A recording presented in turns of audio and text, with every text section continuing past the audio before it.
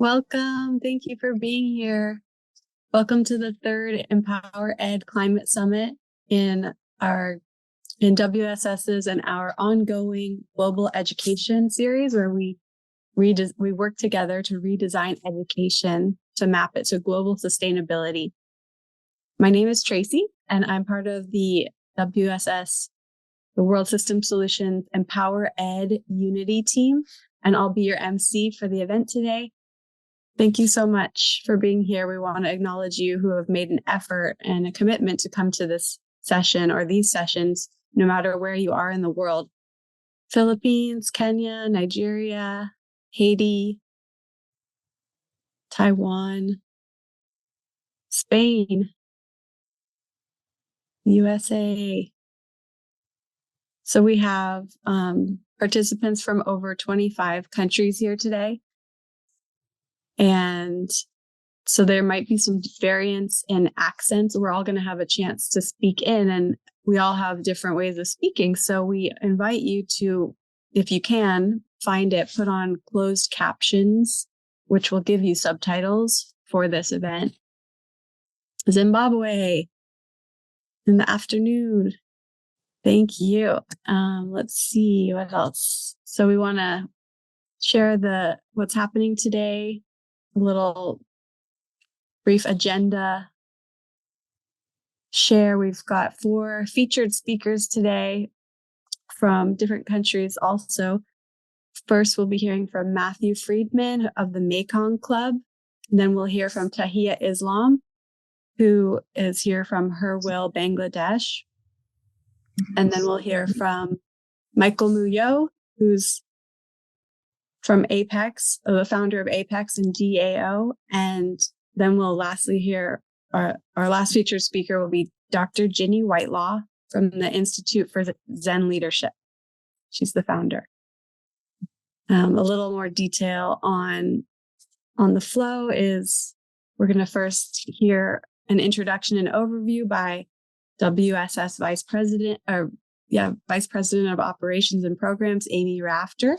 Then we'll hear from Matthew on ethical leadership to solve the climate crisis and human abuse.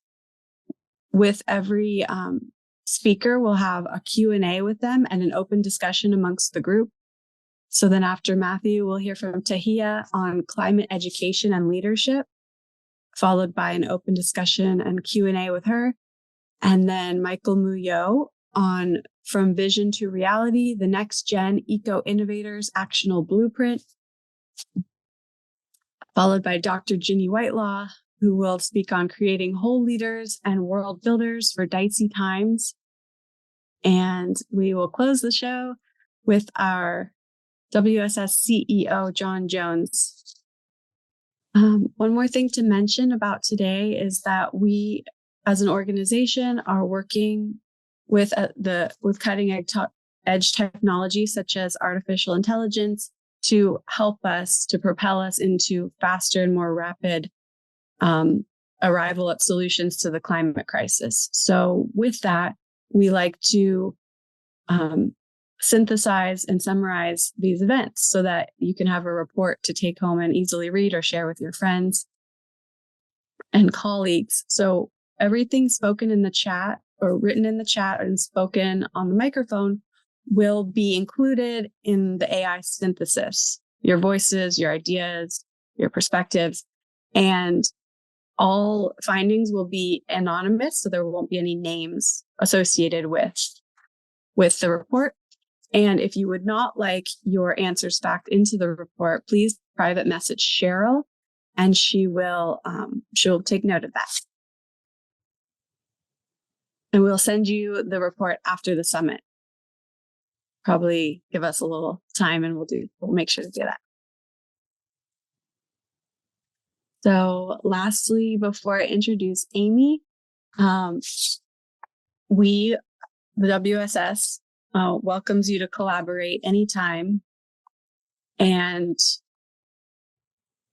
you can find the collaboration form on our website. It's wssnow.org/collaborate. So please fill that out if you at any point feel inspired to work more in this in this field with us.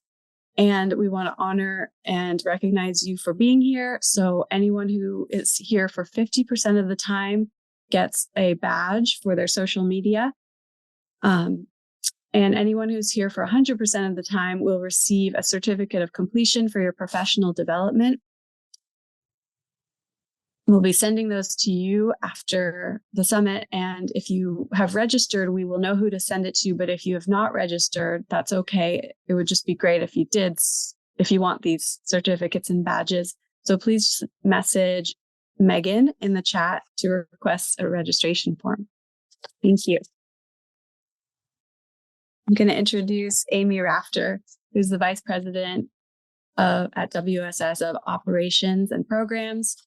And she is our humble and loving, wonderful leader. And we just love her so much. Thank you for being here and starting us off on a good note. Amazing. Oh, thank you, Tracy. So kind. You guys can see my screen okay? Wonderful. So, oh my gosh, welcome everyone. I am joining you from California this morning. So it's just after 6 a.m. So good morning, good afternoon, good evening. I think I saw someone here at midnight your time. So I'm so inspired that we're able to come together and that technology is allowing us to come into this space for this important conversation to learn and talk. So we are your hosts, World Systems Solutions. We go by WSS, and we're a nonprofit organization. And for the past 4 years, we've been developing education, systems, and tools that are intended to unite the global community and synchronize our collective energy to solve the climate crisis. Before we begin, I want to just thank our amazing EmpowerED Unity team. These programs, a lot goes into it. And I just want to thank them for pulling this together. And the fact that all of you are here is a testament to their work. So we are so blessed in our organization. If you ever want to get involved and get to know them, they're amazing to work with. I also want to thank our donors. Again, we are a nonprofit. These are sponsored programs by individual donations. So I want to thank to those that have made this possible. And these programs are for you, by you. So if you are interested in supporting this content, we can put our website in the chat. And we really thank you for all your support and to keep this important movement going. So what are we talking about today? So it's about education, right? And the UN frames it really well that we are in an education triple crisis. So the crisis of equity and inclusion is basically that we still have millions of people that don't even get to go to school. And that's an issue, of course. And we have a crisis of quality in that many that are going to school are not even getting the basics. And we have a crisis of relevance and that many educational systems are not equipping the new generations with the values, knowledge, and skills they need to thrive in today's rapidly changing landscape of the poly crisis and in light of technology acceleration. So I want to offer a quote. This is from the UN because they say it so well that I just want to speak it because it really aligns what we're hoping to affect. And basically it says, the time has come to reflect anew on how we understand and what we expect of education.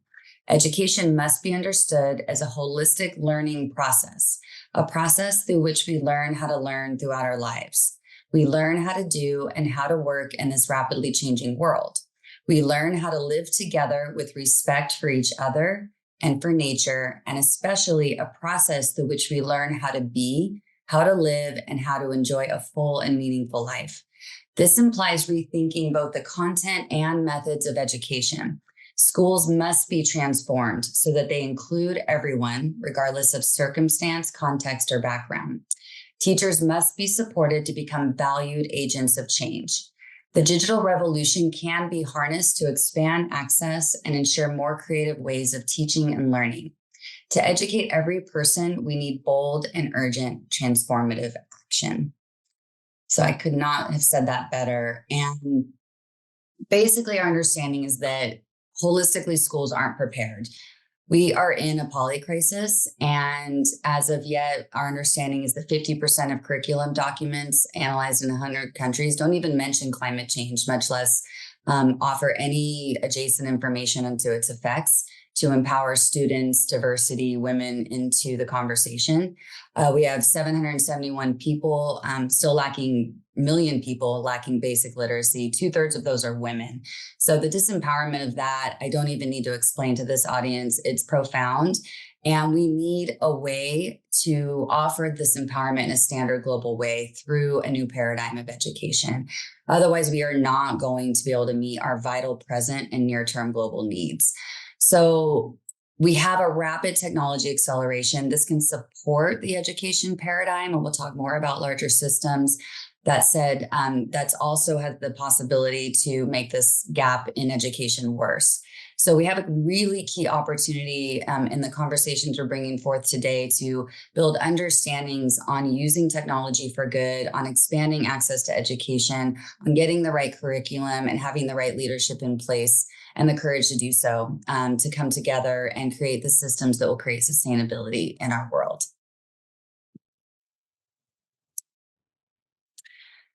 So again, I likely don't need to explain to this audience that the climate crisis is disproportionately affecting certain nations, communities, youth, women, and underrepresented groups. They're feeling the pain today.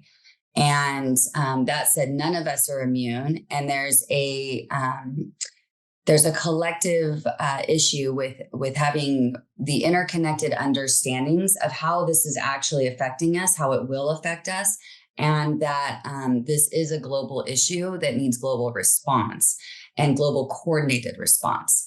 So redesigning education to bring awareness, first of all, of the complexity of the issues and their interconnectedness, having accurate and current information that can actually be used towards solution creation, and then move to empowered understanding is what we need to create the necessary change in our world.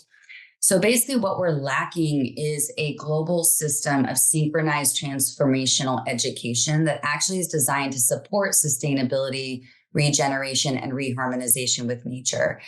We have the tools and technologies today to make this happen. That said, another piece is that we really need to shift the current collective mindset about what education is.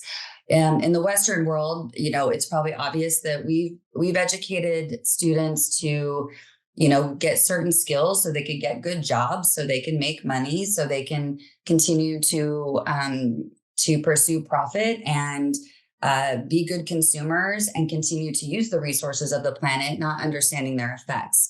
And that's seen as success. So we're going to need to change the fundamental paradigm and state of consciousness that we're operating from in terms of what it is that we need to participate in this world to keep life going. And what is that understanding of our relationship with the entire life of this planet, our role in it, its interconnectedness, and how our jobs, our work, our lifestyles all contribute to that. So that is lacking today, and the information to create that transformation is also lacking. So we hope to work on that through these conversations and also through a broader global system.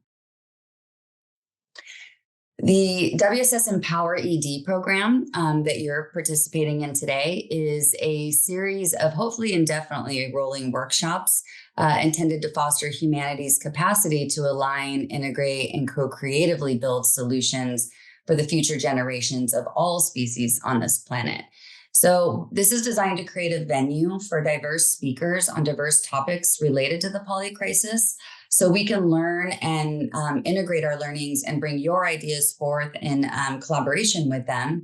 And we can then, again, co-creatively build solutions for future generations that include youth voices, that include female voices, that include diverse voices, not we're doing something for someone else here. So, so the key of these workshops to come together is that your voices are vital, and we want to hear from you today. And we're so excited about that. And we'd love to start by just asking what inspired you to join today. And if you're willing to just type in the chat with a few answers, and we can align to why you're here. And I think it was mentioned that we're going to be doing a report at the end of this, and all of your chats and everything that you share will be included if you allow it. And thank you for offering it. And And yeah, Megan, I'm a mother also. And I think that's one of the most important inspirations we have. And again, the recognition that even as parents, we don't have a place to come together and serve our children in these conversations, at least haven't had in the past, is a real thing. And part of, again, these conversations and making them as broad and wide as possible is to bring together our care and our voices. So the EmpowerED workshop is also in conjunction with another program that we have called the Climate Emergency Response Forums. So it's another education venue that is a 2-day intensive in-person workshop that we do, designed to bring together transdisciplinary experts and diverse voices and youth and Indigenous peoples into a collaboration space to actually learn to work together, create ideas for solutions, talk about value systems and what it will take to create the necessary shifts. So we learn a lot from those events as well. We're going to be having AI support those events and provide synthesis of the learnings there as well. And that's all designed along with the reports from these talks today to inform a broader global platform that we call the Phoenix Global Transformation Platform that would allow a paradigm of anyone and everyone in the world to get involved in learning and healing and in creating solutions designed to address the poly crisis and create a sustainable world.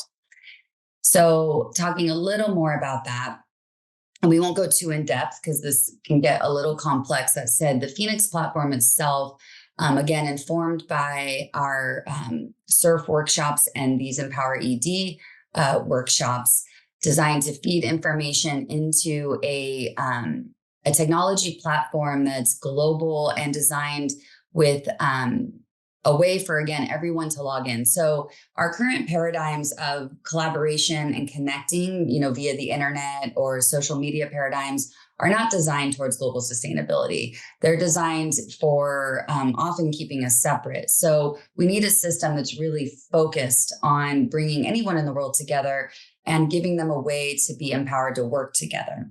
So the key components here are an organizational network engine that would bring governments, organizations, subject matter experts, universities, other education institutions, research institutions, and individuals together and allow them to form into groups and teams and solution creation consortiums that would be provided the necessary data and tools they would need to work together.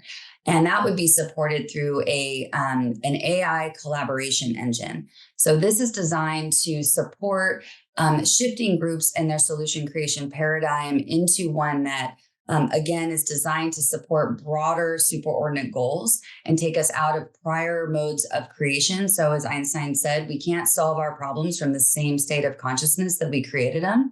So technology at this time was so amazing, it can literally help us level up and work together in new ways with new people that we never thought possible. So that's a key component of the platform.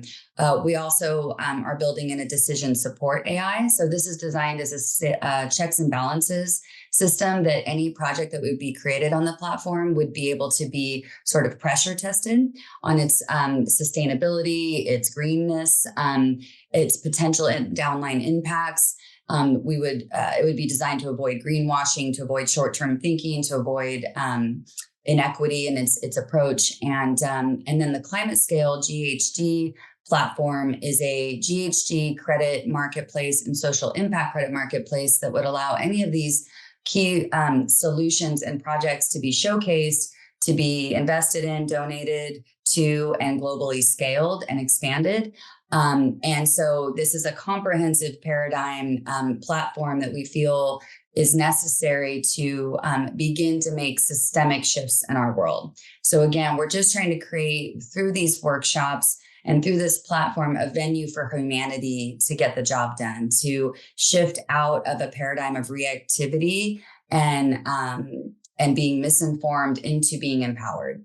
So that is the theme of everything we do in our organization. And you are now part of this in this conversation. So thank you so much. So wrapping up, we have some amazing speakers today, and I want to thank them so much for being here and offer their time. They are highly accomplished and they've been working tirelessly their entire lives, most 20 plus years on these topics. So grateful that you're here to listen to them and grateful to them. They share key pieces of the puzzle that we need to integrate into our understanding.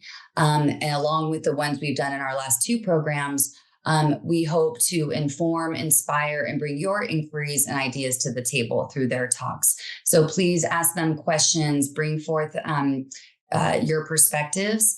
And because we feel that we need to redesign education from the ground up. So from primary school onward, we need a way to change the landscape and have youth be able to be participative in the lives that they're inheriting, in the world that they're inheriting. So we can't just do it for them, we must do it with them. So every step of the education process needs to look at in terms of how are we empowering youth and you, some of you on this call, to approach with good understanding, to create the jobs that will be necessary for the future world, to begin to build this transformation that's necessary. And we want to work with you. So thank you so much again for being here, for your participation. We look forward to further engagement with you. And with that, I will turn it back to Tracy. Thank you, Amy, for that wonderful overview of what this is all about and the why are we here. And thank you all for your comments in the chat. Very, very cool to see where you all are coming from. So I'd love to introduce our first speaker, Matthew Friedman.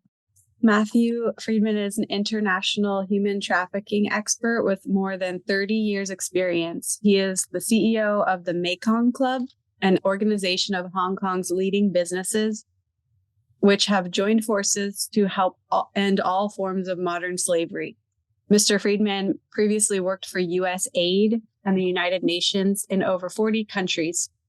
Mr. Friedman offers technical advice to numerous governments, banks, and corporations working to eliminate all forms of modern slavery, and is the author of 14 books. In 2017, Mr. Friedman won Asia's prestigious Communicator of the Year Gold Award. He will be speaking on ethical leadership to solve the climate crisis and human abuse. Matthew, we're so grateful you're here again at the EmpowerED series, and thank you for being here. Thank you very much for the opportunity, and I'm thrilled to be on here this actually Saturday evening for me. I'm in Hong Kong. It's about 9:30 at night. I'm going to focus a lot of my attention on the issue of human trafficking and modern slavery as it relates to the impact of climate change. And the reason why I'm going to do a deep dive into this is because, as was indicated, there are a lot of kind of challenges that happen related to this topic based on people not understanding what the issues are. Part of the issue of climate change is it affects the world, and that world affects people, and those people end up being in dysfunctional situations that allow them to be trafficked into modern slavery and human trafficking. And so what I'm going to be doing is just focusing on that and making the case for how actually the private sector is involved in helping to address this particular problem. But to begin with, let me start with kind of some cases. When most people think about human trafficking, they think about the top left-hand photo for good reason. There are 6.3 million women and girls in forced prostitution around the world. My first exposure to this was actually 35 years ago. I was living and working in Nepal, and I was a public health officer, and my job was to translate resources into healthier people. At that time, we were finding girls 12, 13 years old who were HIV positive, couldn't understand what was going on. So we went to go and interview the girls and came to realize that many of them had similar stories. And the story went something like this. Human trafficker, guy around 20 years old, would go into a village, flash a bunch of money around and say he's looking for a wife. He'd say, I don't want an urban wife, I want a village wife. He'd find a girl 12, 13 years old, befriend her, and then go to the family and say, I'd like to marry your daughter. They're thinking, wow, he's rich, he's handsome, he's going to take care of our daughter, going to take care of us. Everybody's happy. After a couple of days, they actually have a wedding ceremony. After the wedding, he goes to the family and says, I'm going to take your daughter to Kathmandu, the capital, but don't worry, I'll be back in 3 months. But that's not what's going to happen. Instead, he takes her to Mumbai, India, to the red light district where the brothels are. When she gets there, she's put in a room and the husband says, I'll be back in a few minutes. As she was coming in, she saw these people milling around. She said, no, no, no, no, don't leave me. I'm scared. He says, it's okay. I'll be right back. He then goes to the madam to get the $500 for having sold her to the brothel. He has the gold from the wedding and he hands over the wedding pictures. He then leaves to go back to Nepal to do this again and again, maybe 40, 50 times in the year. The madam then goes into the room where the girl is and says, guess what? Your husband just sold you to me and you're going to be with 40 guys a day, every day. You can imagine what this girl's thinking. Oh my gosh, my husband loves me. This isn't true. This can't be happening. The madam says, yes, this is what's going on. When many of these girls internalize what's happening, they say, I will kill myself before I do these shameful things. The madam then brings out the photographs of the wedding and says, here's your mom, your dad, your brother. If you hurt yourself, we'll hurt them. So she's trapped in this situation.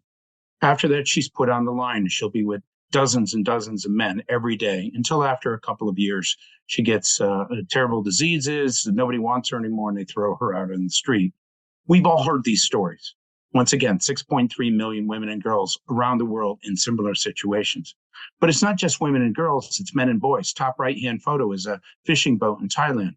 Story behind this is a 15-year-old boy is told that go on this boat. It'll go out for a couple of months. You'll catch some fish. It'll come back. You'll get lots of money. He gets on the boat goes out, but it doesn't come back after 3 months. It stays out for 4 years. This poor kid will end up working 14, 15 hours a day, every day. If he doesn't, he gets beaten, gets tortured. The only food he'll eat the entire time he's there is rice and fish, nothing nutritious. Imagine what that does to his body after 4 years. In order to get him to work, they often give strong stimulants. Those stimulants wreak havoc on his body. If he gets injured, if he gets sick, they throw him off the side of the boat. At the end of the 4 years, boat comes in, guy goes to the captain and says, give me something. Captain says, go away. You're legally in my country. Leave me alone. Guy says, I'm going to tell the police. Captain says, go ahead. We own the police. Another example of human trafficking. Bottom center photo. I lived and worked in Thailand for 6 years, working for the United Nations. During the time that I was there, we did a lot of raids and rescues. Story behind this, person from Myanmar hears that there's work in another country. He's avoiding the strife and the violence that's going on in Burma. He goes down to one of these factories, knocks on the door. Factory owner comes out and says, what do you need? Guy says, I'm looking for a job. Factory owner says, okay, I'll give you a job. I'll pay you the equivalent to $50 a month. But if you come and work in this factory, you can't leave. This guy's never made more than $25 a month. He's thrilled, goes into the factory, works under terrible conditions. But at least in the back of his mind, he's thinking, I can send this money home. After a couple of months, he goes to the manager and says, I'd like to be paid. Manager says, well, I forgot to mention one thing. By you living in this factory, it cost me the equivalent of $54 for room and board and everything else. I'm only paying you $50. So guess what? You owe me money. You can't leave this factory until you pay it back. So all of these people have been tricked into this fraudulent situation where every day they work, they get deeper and deeper into debt. Many of them had been working in this factory for years. All their hopes and dreams and aspirations related to their life are lost as a result of this. A terrible life results from this.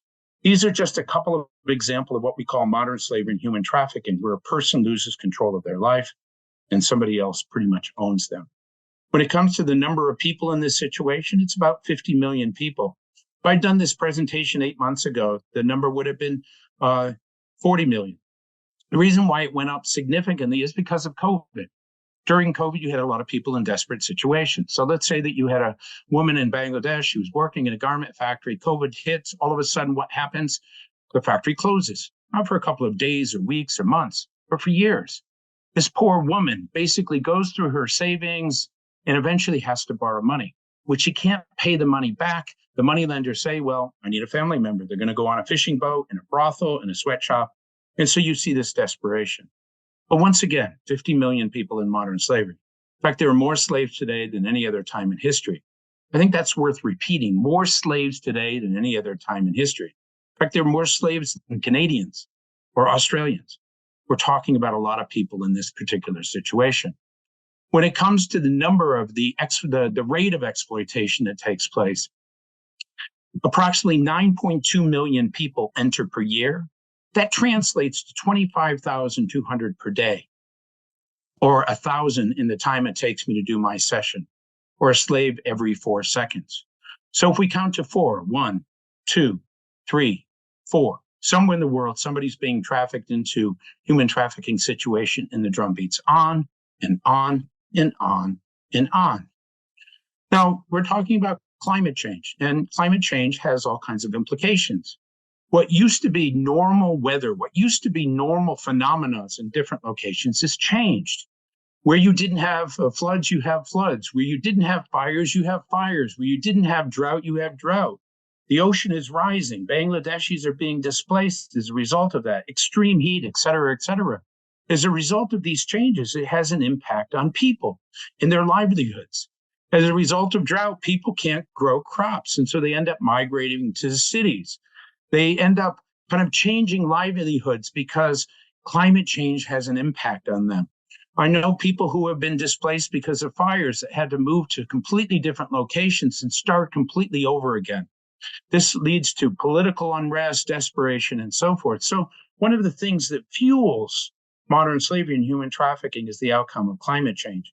And we have to kind of remember that there are all different types of impact, not just on the environment, but on people as well. When it comes to the number of people or the percentage of people who are children related to this issue of human trafficking, it's about a quarter of our children. The rest would be adults. But most people think that human trafficking is predominantly forced prostitution. In reality, it only represents about a quarter of the cases. The other cases we're dealing with are forced labor cases. But this is where it relates to us as human beings. 60% of those forced labor cases are associated with the things that we buy on a regular basis. You know, the phones, the electronics, the clothes, the shoes, the food, the fish, et cetera, et cetera. So as a result of this, we are actually contributing to the problem.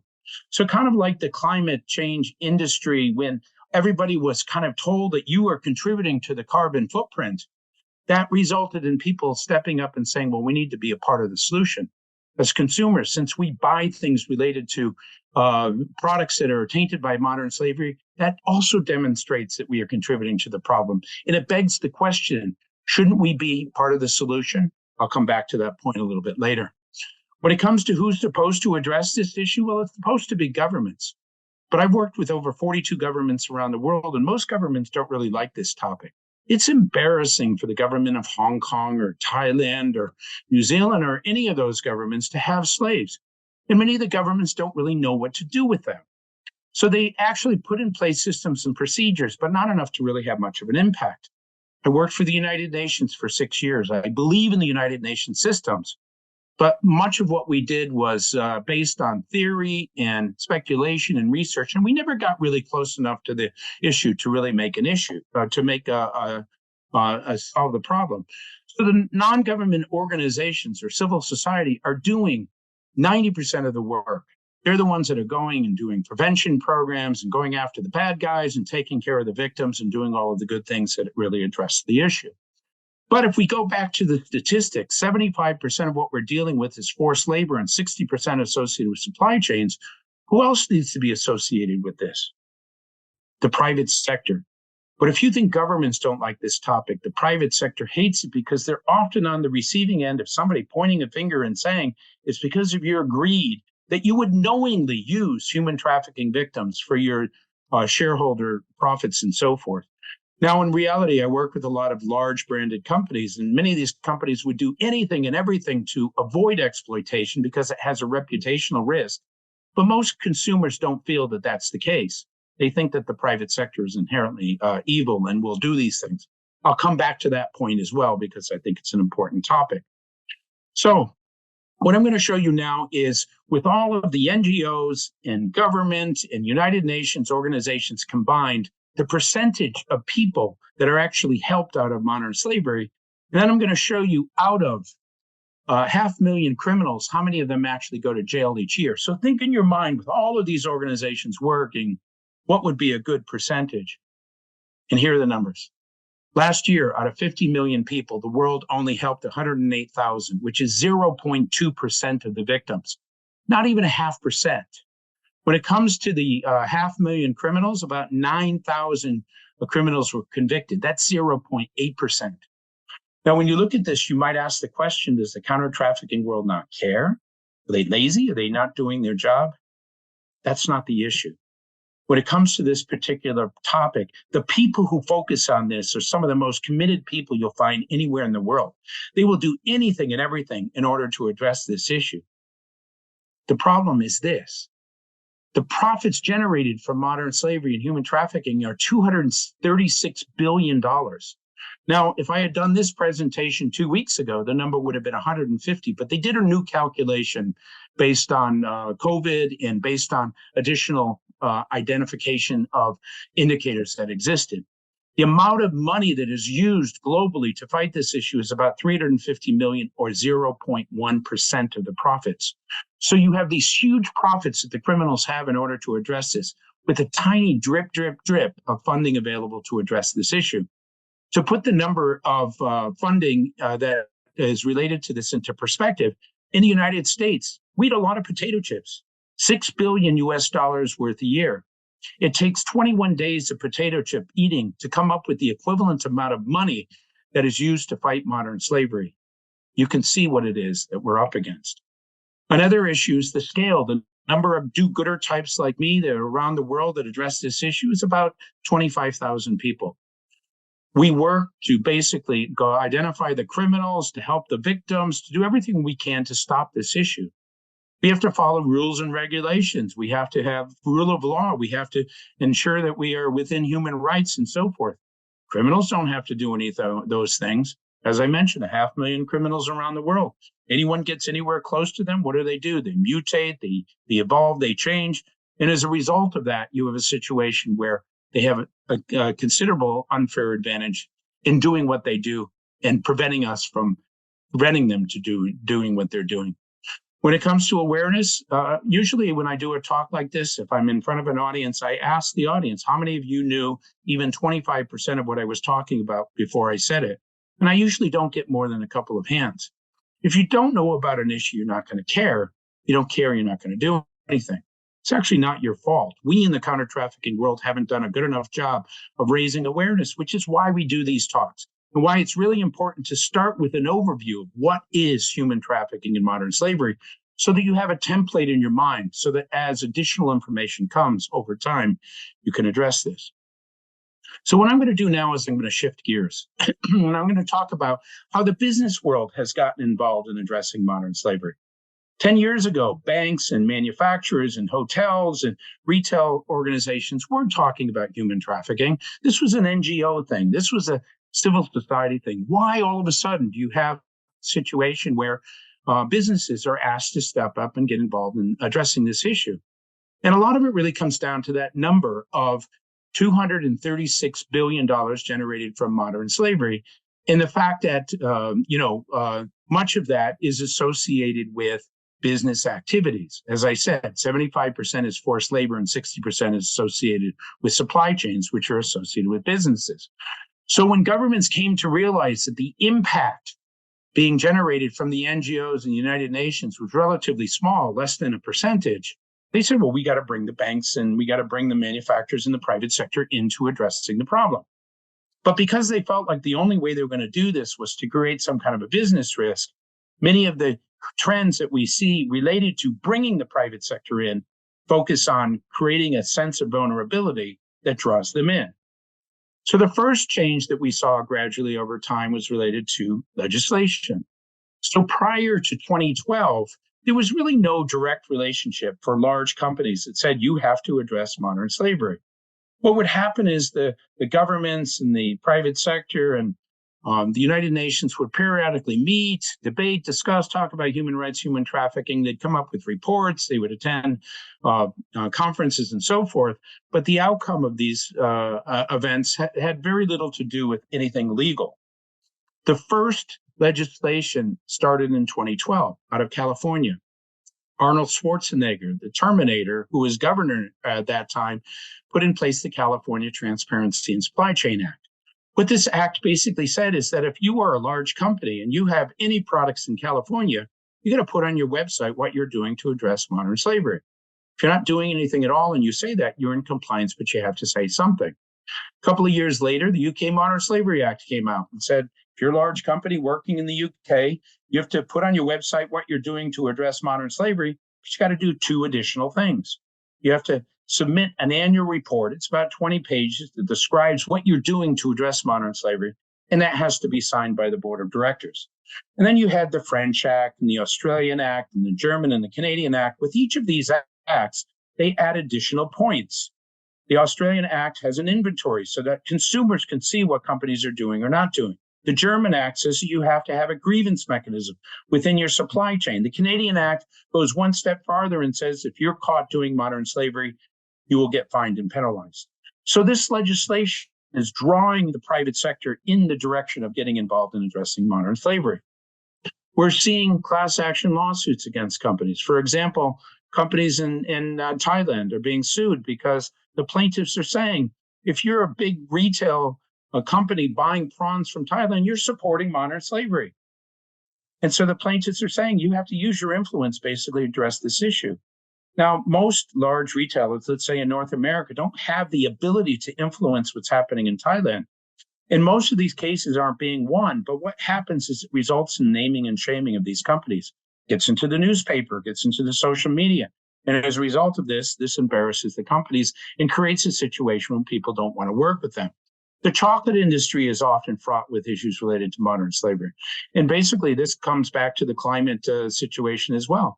Most of the people who end up in the chocolate industry end up there because of droughts or issues related to their own crops. They don't have any choices. And so out of desperations, they end up on these farms, and many of them don't get paid. They just get room and board. They end up working excessive amounts of hours and so forth. But imagine if you're a chocolate company and basically all these stories about forced labor are coming out. So your product, which you want to have associated with Valentine's Day and Easter and all these holidays, gets tainted by modern slavery. Not a good situation. And so these lawsuits create all kinds of issues for major corporations. We're seeing an increase in media attention associated with this, almost a doubling of articles and exposés related to modern slavery every single year. And the relationship between climate change and modern slavery articles has significantly increased in the last 3 years. 3 or 4 times what we've been seeing, because the nexus between these two sectors are beginning to come together. And people are saying, as a result of climate change, here is an impact, and this impact is affecting a lot of people and so forth. ESG, which is basically the metric that is used by corporations to determine whether they're doing right by the environment or governance or the social side, is also a mechanism that's used to kind of incentivize the private sector to get involved in things. So let's say that you're a electric car company and you're trying to kind of indicate how awesome you are. And so you pick some indicators within the E of ESG that says you're doing right by the environment, or G, which is governance, but you ignore the S. Now, prior to COVID, you could do that. You could pick and choose the various indicators you want. But post-COVID, the assumption is that companies have to have standardized indicators that they used in order to address modern slavery and human trafficking. And so as a result of this, that same electric car company, if they were basically mandated to include where their lithium and cobalt came from, their scores are going to go right down, because cobalt and lithium, as we all know, are mined with forced labor across the Congo and many other locations. And as a result of that, that has a significant impact. So as a result of people, and I'm using a study of millennial investors that identified that 84% of the millennial investors cared about these indicators of ESG, which are related to modern slavery and various other things.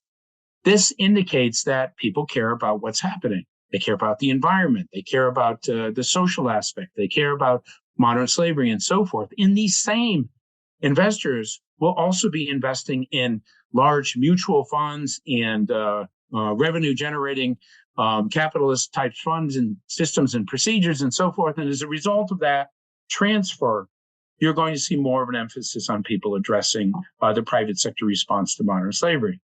So the point of this particular section is to say that in the past, the private sector had no part of this. But as a result of this situation, you are seeing more and more of an emphasis on the private sector feeling like they have to understand the issue and address it within the work that they do. So what I'm going to do now is just talk a little bit about manufacturing to describe kind of what I mean by this. So prior to the legislation that I mentioned, the major manufacturers around the world, most of them would only be focusing on a small percentage of their supply chain. So what you see here in this visual is a typical supply chain. Let's say it's for a running shoe. Tier one of the supply chain is where you actually assemble the running shoe. The shoelaces and the sole and the cloth all come together. Tier two is where the individual pieces come from, the rivets and the zippers and the sole of shoe. And tier three is the raw material. This is a standard pyramid supply chain. Up until recently, most organizations were only focusing on tier one. They never audited anything below this. But all of a sudden, you have a situation where the legislation says you have to go all the way down to the lowest level of your supply chain. So let's say that you are a shoe company and you are only auditing about 2,000 factories around the world a year. But now you have to look at not only tier one, but tier two and three. That means maybe you have to do 10,000 audits. You can imagine the difficulty that these companies have now because all of a sudden they have all these audits. And so what you're seeing is this consolidation of information. Companies that never work together are coming together, sharing audit information, saying, we'll do rivets, you do zippers, somebody else do textiles and so forth. And this consolidation results in companies basically kind of looking deeply into their supply chains to see what's happening or not happening. And what they're looking for are indicators of modern slavery. According to the ILO, the International Labor Organization, there are 11 indicators. I'm going to just talk about a few of them to give you a general sense of what some of these issues are. So I'm going to use a story between Nepal and Malaysia. And let's say that you have a person in Nepal. He basically had a farm. As a result of excessive rain from climate change and changes in the environment, there's a lot of landslides. He loses everything. And so he becomes very desperate. A recruitment agent goes into his village and says, hey, how would you like to leave this situation and make a bunch of money working in another country? Guy says, that sounds great. What do I need to do? Well, you need to come with me to Kathmandu, the capital. You need to sign some papers. We'll get you a passport. And we'll send you to Malaysia, and you'll work in a factory and you'll make lots of money. You'll go from making what you would have made, let's say $50 to $250. So he goes, but before he goes and accepts this particular job, the recruitment agency says there's one other things that you need to do. You have to give us $1,500. Now, this guy doesn't have $1,500. He doesn't have any money at all. Recruitment agency says, don't worry about that. We'll get somebody to cover that. You can get a loan and everything else. So he signs a loan, not knowing that by signing that loan, basically it has high interest rates. So by the time he leaves his village and goes to Kathmandu, it's not 1,500 anymore. It's 3,000. By the time he gets to Malaysia, it's 4,500. So he ends up going to Malaysia, but when he gets there, he ends up working for actually months and months and months with nothing going home because he has to pay that loan back. Sometimes up to 2 or 3 years, he ends up just basically working. And as a result of that, he went from being poor to being more poor because no money's going home, the family's borrowing money, et cetera, et cetera.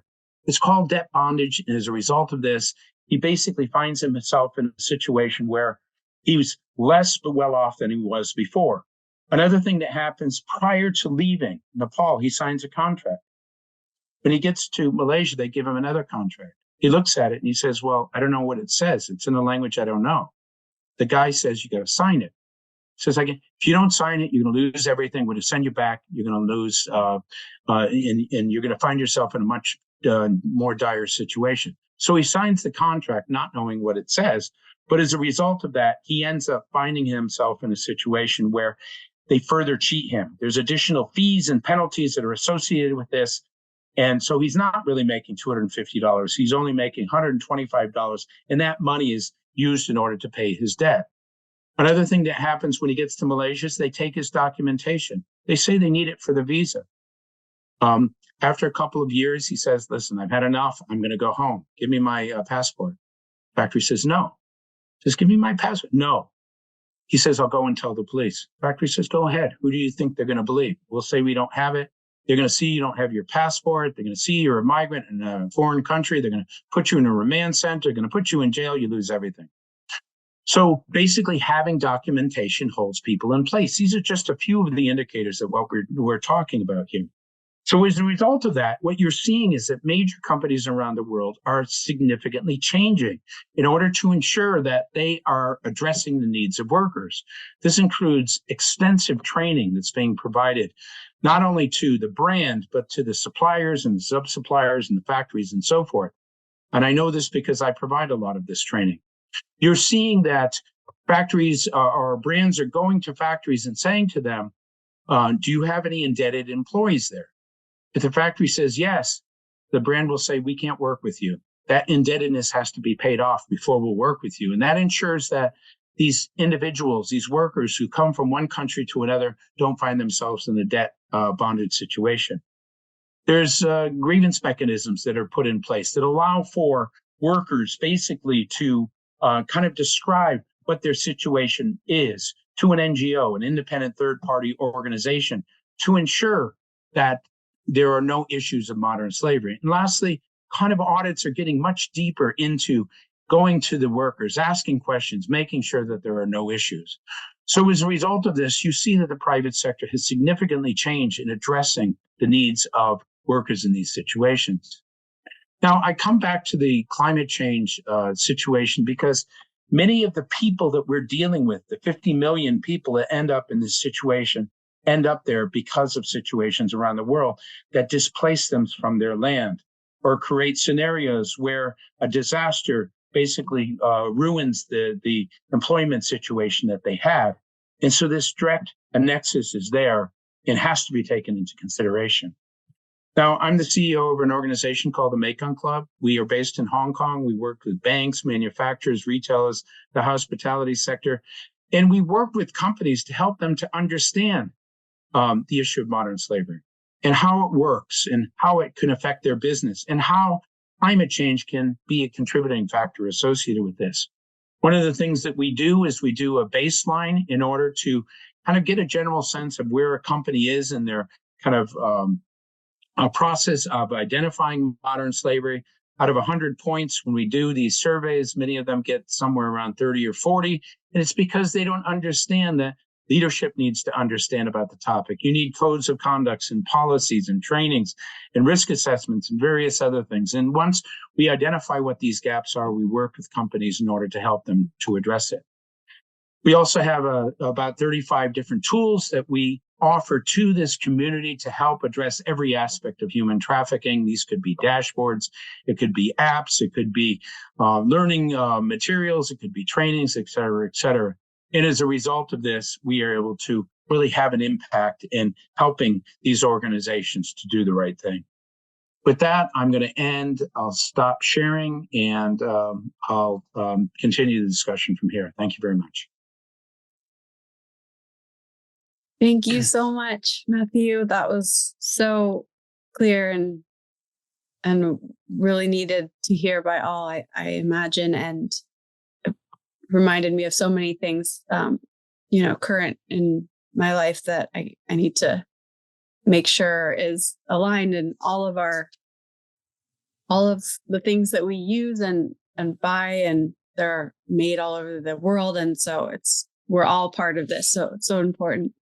And I want to invite any questions for Matthew and any comments about the subject by the group. We have about 15 minutes, just so you know, we have about 15 minutes for more Q&A style and then another 15 for discussion. Thanks so much for this, Matthew. I've heard you speak before, and I learn more every time. And thank you for bringing awareness to this and for your continued work in this area. One question that came to mind when you talked about factories being visited and asking the factory owner, do you have any indebted workers here? What keeps them from lying? Is there a team that investigates as well? A lot of organizations do lie. Now, let's put into perspective this whole issue of migrants going from one country to another. And I'll use India as an example. It's quite common for Indian families to pool their money to be able to send one of their family members, let's say to the Middle East or to Malaysia or some other location. This system and procedure has been in place for many, many, many years. And as a result of it, there's this expectation. And so as part of this new ILO responsible recruitment kind of expectation is that you can no longer have employees working in factories that have paid for their job. And so it's up to the factory itself to repay these amounts. So let's say that you're a Malaysian factory and you've been having people being sent from India on a regular basis, and you just accept these people, and the payment is between the employee and the recruitment company, and all of a sudden, the factory is told that, well, that factory worker that you have paid $2,000. You have to pay that money back. Oh, by the way, you have 500 employees times, $2,000. So obviously these factories are in a situation where, like, well, what are we going to do? That's a tremendous amount of money. We're trying to make ends meet and so forth. And so it's really kind of a difficult situation for a lot of these factories. And so what they often do is say to the employees, if anyone asks you whether or not you paid for your job, tell them that you haven't. And so auditors go in and they're looking for those employees that eventually say that they paid for it. And all of a sudden it becomes a big audit issue for the brands. And so then there's tension between the factory and the brand, and a lot of negotiation back and forth and so forth. And the reason for that is the recruitment agencies have had this kind of cash cow of being able to generate all this money. They've been cheating migrants for years. It doesn't cost nearly $2,000 to send people and train them and so forth, but they've been receiving this money. And so we're in this transition where it's very awkward.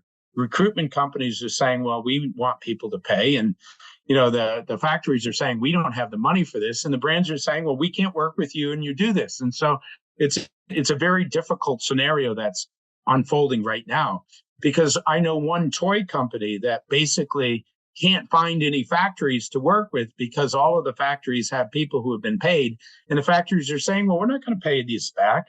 You want us basically to spend $500,000 US so that I can have a contract with you for 300,000? Nothing doing. So these are the complexities that you find sometimes when it comes to addressing employment issues related to topic of modern slavery. Thank you. We have JB has his hand raised for her. Hi, my name's Jessica. I just wanted to say, I'm driving at the moment, but I wanted to say thank you very much, Matthew, for speaking on these very important worldly issues. And there's been a lot of insight provided from what you spoke on today. With that being said, what came to mind and heart as I was listening to you was that there's a lot of different socioeconomic issues in the world at large, economically speaking. So one of the queries that we were running in our minds listening to you was, how do we solve this issue in the most efficient way possible as consumers? Considering the socioeconomic strata of poverty and wealth. And so I wanted to ask you if you have any ideas on a basic structure or strata of how individuals can be empowered at all levels of the socioeconomic strata to essentially overcome this issue. That's a very good question. It's a question that I could go on for a couple of hours, but I'm just going to give you kind of an example of choices that organizations can make. In the United States, in Detroit, about 30 years ago, there was a question of, do you maintain a workforce of 500,000 workers to build cars, or do you use robots? And they chose to use robots. And as a result of that, you had 500,000 people who no longer had jobs. And maybe the robots are more efficient in some ways and they cut costs and so forth. But by making those choices, you have 500,000 people who don't have jobs. And so as a world, there's a point at which we have to start asking the question of, you can do something more efficiently in a particular way. But if that displaces 100 people or 500 people or 1,000 people, is it morally and ethically right to do something like that? Recognizing that there are all these people around the world, many of them who are disenfranchised, don't have jobs, don't have opportunities. Shouldn't we be thinking more in terms of kind of a holistic, sustainable society that allows for everybody to have a piece of the pie? And so that kind of thinking is often missing. And actually, in addressing the topic that we're talking about, climate change, we have to have the same type of questions. We have to ask ourselves, is fossil fuel, for example, it's convenient, it's easy. Is that the way to go? Or should we be thinking about alternative sources?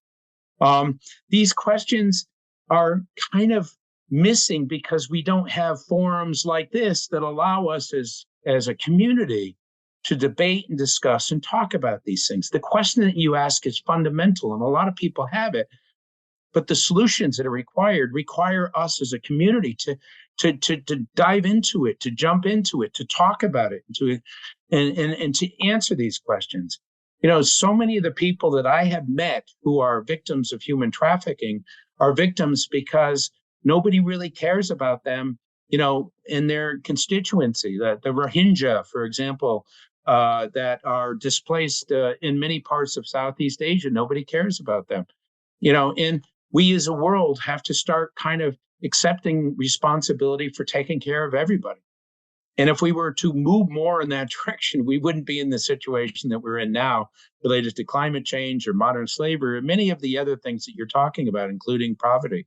1% of the world owns half of the resources in the world. I mean, I can't get my head around that. Why does a person have to have $100 billion? Imagine if that was diversified and shared and used for organizations like this in order to really step up and make a difference. We'd have a much different world, a much more equitable world, a much fairer world. And that's kind of what we're trying to do with these types of forums, is to get into these types of discussions and to talk about these things. Thank you. Awesome. Thank you so much, both of you. We have a question in the chat that says, what can we do to make sure our governments are introducing modern slavery bills which cover any employers in the country, not just larger corporations? I think it's a matter of just starting to write letters. Let me give you an example. It's not about governments, but it indicates the impact of consumers kind of being interested in a particular topic. A couple of years ago, I was in the United States. I did a presentation, and I had a bunch of students come up to me, about 10 of them, and they said, well, we really want to make a difference. What can we do? We want to see whether or not we can address consumer behavior. And so I said, is there a retail store in town? And they said, yeah, there's a big one. And I said, okay, well, once a day, each of you, so each person does each day, you go in there, you find the manager and you say, well, how do you know that all these products here aren't tainted by modern slavery? And so on the first day, the student went in there and asked the manager. Manager said, I don't know. Second day, person went in there, asked the manager. Manager said, I don't know. What are you guys doing? And then they explained it. Third day, I don't know. Fourth day, he had a piece of paper in his hand from the corporation headquarters. Fifth day, he knew what the paper said. Sixth day, it was on the cash register. Seventh day, cash register person knew about it. Eighth day, it was on the bulletin board. The point is that if consumers or the constituents within a community start kind of asking questions and kind of encouraging that something takes place, even if it's not in large numbers, that has an impact. I know, for example, in New Zealand, about 20 letters were sent to the New Zealand government basically saying we need a transparency legislation law, and that was enough to get the ball rolling.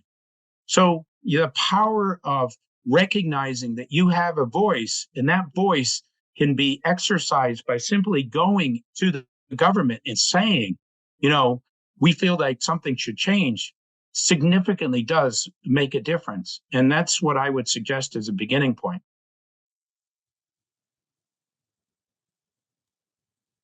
That's wonderful. Thank you so much. There's another question. What steps can businesses and industries make to ensure that their supply chains are free from human trafficking and modern slavery? That's a great question. And I'll just give a bunch of different factors. Some people feel like the only thing they have to do are audits, but the first thing is make sure that your leadership, that includes your C-suite and your board, knows about the issue. The second is to have a point person or committee or a group within the organization that will address this topic. The third one is to have policies and procedures that state your intent, that you want to be have a zero tolerance related to human trafficking, and that you're going to look at your business and address it. Another thing is to provide training to your staff so that everybody understands what it is that we're talking about when we have this conversation, and then have risk assessments. Look at your supply chain, identify the segments of your supply chain that might be in vulnerable areas. And then when it comes to audits, do a deep dive, really go into it, not only in the top of your supply chain, but all the way down to the lowest levels. And when you find things, be aggressive at remediating it and changing it, and put in place grievance mechanisms so that employees have an opportunity. If you put those things in place, you're going to be able to protect a business. And so let's say that you're a manufacturing company and you have 350,000 employees through your supply chain and suppliers and everything else. By you setting up a system, you've addressed 350,000 people in this system. So sometimes people say, well, we should go to the governments and work on this. If you're talking about corporations with this many employees, if they get it right and you get 1,000 organizations that have 350,000 people that they're addressing, making sure that there's no exploitation, you're talking about a lot of people doing this. And the reason why it's important to work with the private sector is because they are incentivized to make a change, because if word gets out that they're exploiting people, it has a devastating impact on their business. For example, there was a fast fashion brand in the UK. It was identified as having modern slavery. It resulted in a 2 billion sterling pound loss of revenue as a result of this. Companies recognized that they can't be in that situation, so they were motivated to do things. Governments, not so much, but the corporations are, because they have to be concerned about their bottom line. And if naming and shaming is going to happen as a result of this, they're going to do everything they can to fix things so that that doesn't happen. I'm an international student studying in Australia. I'm from India. Having witnessed modern slavery firsthand in India, do you guys think that the main core of the problem comes from the lack of education from the business owners' end? Because the people, having witnessed that firsthand, I believe the people employing those modern slaves are essentially uneducated about the concepts themselves. And counting that, I think those would be really less number of people and would be easily to be educated rather than targeting million people. Well, education obviously is something that is super relevant and important. As was indicated at the beginning of this conference, girls' education is often neglected. Education offers opportunities for better jobs and so forth. But there's another part of education, is understanding the issue of human trafficking as it relates to your community. Most victims of human trafficking around the world don't realize that they're victims of anything. They feel like, well, it's just my bad luck. I found myself in this situation. I got indebted. I made the wrong choices. I shouldn't have taken this job. They don't realize that there are laws that protect them. And so if you don't know about human trafficking, if you don't know how to protect yourself, then you are basically vulnerable to find yourself in one of these situations. I did a lot of work in India, about 6 months. I lived in Bangladesh for 5 years. I lived in Nepal for 8 years. And so I know that part of the world. And how we used to educate people were with soap operas. We would develop a 10-hour series that would have, drama, where you would have like the family that was successful and the family that weren't successful going through the motions, and you'd see this. And so it was almost like watching a soap opera on television. You had individuals that were, making choices, and you were seeing the outcomes of this and so forth. And what would happen is the DVD would be circulated all over. People in small villages would use it, watch it over and over again. The TV and radio stations would use the information and the content. And the reason why it was important to do this is because in Asia, most migrants that get exploited and come back lie about their experience. And the reason why they do that is they're afraid to lose face. So you have all these migrants that are exploited. When they come back, they say, well, I made a bunch of money, but I lost it because I got robbed or whatever, but it's really good over there. Because they don't want people to realize that they failed at that particular job. And so unless you can demonstrate through the dramas and so forth what actually happens, people don't know what's happening. And so that's one of the constraints and the issues that we often face in this part of the world where I've spent much of my career. Thanks, Matt. That was a really good insight. I was just properly concentrating about the factory workers, because essentially when I tried to drill into it in 2016 and 2018, I found out that most of the factory workers was just following people who were giving them employment, and the people employing them did not also know that they were promoting modern slavery. In their head, they were trying to help the people getting employment and food and all of those kind of stuff. Yeah, I mean, I do presentations all over the world to all different private sector companies at all different levels. And whether you're a large brand or you're a factory or a sub-factory or whatever, I find that very few of these private sector organizations recognize that by doing the things that they do, they often exploit people, and the exploitation would be sufficient to be called modern slavery or human trafficking. So much of what has to happen is that we have to get that information out to various groups, and we have to do it in such a way that they come to recognize that what they're doing is inappropriate, and it's not acceptable within the world anymore, and it has to change. And I'll just say one thing. I was in Malaysia, and I was in a factory, and I walked into the office of the manager, and I looked at the desk, and I said, well, you have all those passports there. These are from the migrants. You can't have them. These people have to have them. And he said, well, if I give it back, they'll all run away. And I said, well, that's exactly the reason why you can't have them. And then I said to him, well, when you go onto the factory floor, if somebody's not working hard enough, you can't hit them on the top of the head and say, work harder. That's physical abuse. And so this guy looked at me and said, well, come on. In the East, here in Asia, we do things differently. That's just kind of the way you do. You Western people, you're trying to impose something on us. And so I had to sit this guy down and said, this isn't an East-West thing. This is a global kind of accepted set of principles that everyone around the world is using. And if you don't change, you're not going to have a business very soon, because the expectation is that you have to follow these rules, these regulations. You have to protect your employees and so forth. This was a big shock to him. He was like, you mean the companies that are auditing really care about these things? Yeah. And it was one of those moments in time when you basically had an individual it had that aha moment, like, oh, now I get it. Now I recognize. And within the environmental movement, you have similar types of things where you explain something and then all of a sudden they're like, oh, now I get it. Those aha moments are really essential, but it only happens with good education in targeting people who need to understand something that they don't understand. Yeah. Sounds like needs to be addressed from many, many levels and layers. There was a comment in the chat about, have billionaires been informed about all that you've shared? So another way is like, getting the information through to everyone. Is that something you do, or is that? Yeah. I've worked with, I think 6 billionaires now.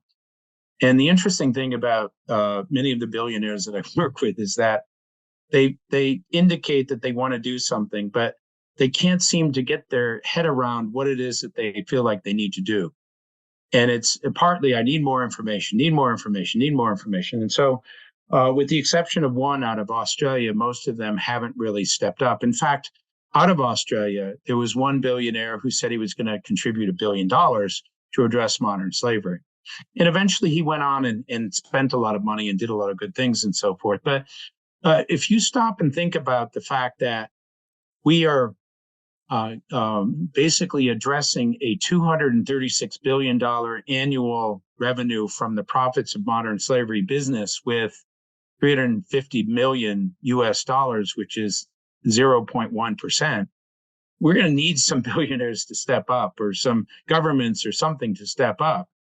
And let me just give you an example of in the United States, the U.S. government spends about $26 billion in HIV/AIDS around the world. It's a very laudable thing, and a lot of people benefit, and that's great. They spend about $31 billion on addressing the war against drugs. But the U.S. government only spends about $176 million on addressing human trafficking. So if they were to kind of step up and treat this the way it should be treated, as a global issue that needs to be addressed, because lots of people are disenfranchised and so forth, then we would be in a much better situation. And I go back to just sex trafficking. As I indicated, 6.3 million women and girls forced to have sex with anywhere from 5 to 20 or more guys every day. That's commercial rape. The fact that we're not, as a world, stepping up to eliminate this from happening, I just don't understand it. I can't get my head around it. I don't know why. If I was a billionaire, I would certainly want to spend money on something like that. I can't get my head around why more and more money isn't being spent on this. Absolutely. We need to reprioritize our goals. And there's 2 more questions, and then we'll probably we'll transition to the next speaker. What is the youngest and oldest age of victims of human trafficking and modern slavery, as far as per your research and actions? I've seen infants as young as 2 years old that have been sold to pedophiles through trafficking scenarios.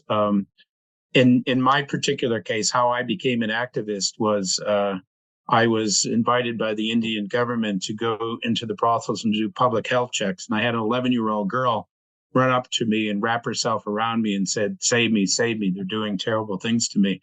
I happen to have a police officer with me. And I turned to him and said, "We need to get this girl out of here." He said, "We can't do that." I said, "What are you talking about? You're a cop." He says, "If we try to leave, we'll both be killed." To make a long story short, we left. We came back with a lot more police, but of course she was gone. And for a lot of us who get into this activism, we have an experience like that, after that, I couldn't eat, I couldn't sleep. I was so traumatized by it that I surrendered to the fact that this is what I'm going to do with my life. And so a lot of people get into it that way. So the age, certainly in this particular case, had an impact on me. The oldest, I've seen 85-year-old people basically in South Asia, being forced to break bricks into smaller pieces for construction sites, and so they'll work from 6 a.m. until sometimes 9 o'clock at night every day. And these are people who should be retired. They shouldn't be doing this kind of work. And so every age in between, obviously. And so somewhere between the ages of 14 and 30 is where you see the bell-shaped curve where most of the people are victims of human trafficking. Thank you for sharing that. It's really important. One more question is, how can we work with clubs in Kenya to curb trafficking of youth in sex industry and cheap labor? One of the biggest reasons why people end up in the sex industry is they get tricked and deceived with a job offer or a modeling offer or, a false marriage or whatever. So starting, from, let's say, the 8th or 9th grade, talking about, the fact that people will trick you and deceive you, the fact that people will offer you something. These days, for example, in China, one of the biggest ways that people are being recruited into the sex industry is through chat rooms.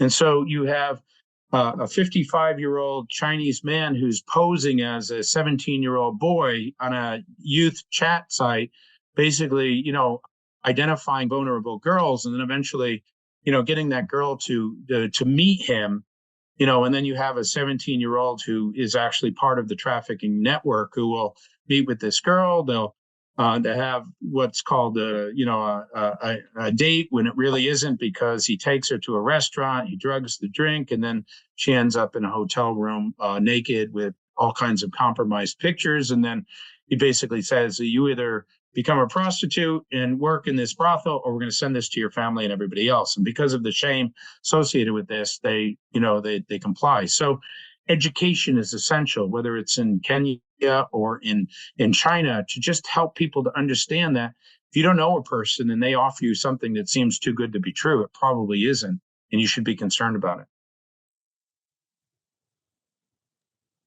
Thank you so much. We can continue this conversation in the future on different platforms. So thank you so much, Matthew, for showing up today and sharing this vital message. And we hope that it keeps rippling out to the world so we can reharmonize our energies. Thank you very much for the opportunity. Thank you all for being here again. We're going to transition to our next speaker. We're going to welcome Tahiya Islam. She is currently working as the country manager of HerWILL Bangladesh. HerWILL Bangladesh is a subsidiary of the esteemed HerWILL nonprofit organization in Atlanta, Georgia, USA, who endeavors to provide STEM opportunities to men and women globally, thereby nurturing the tech leaders of tomorrow.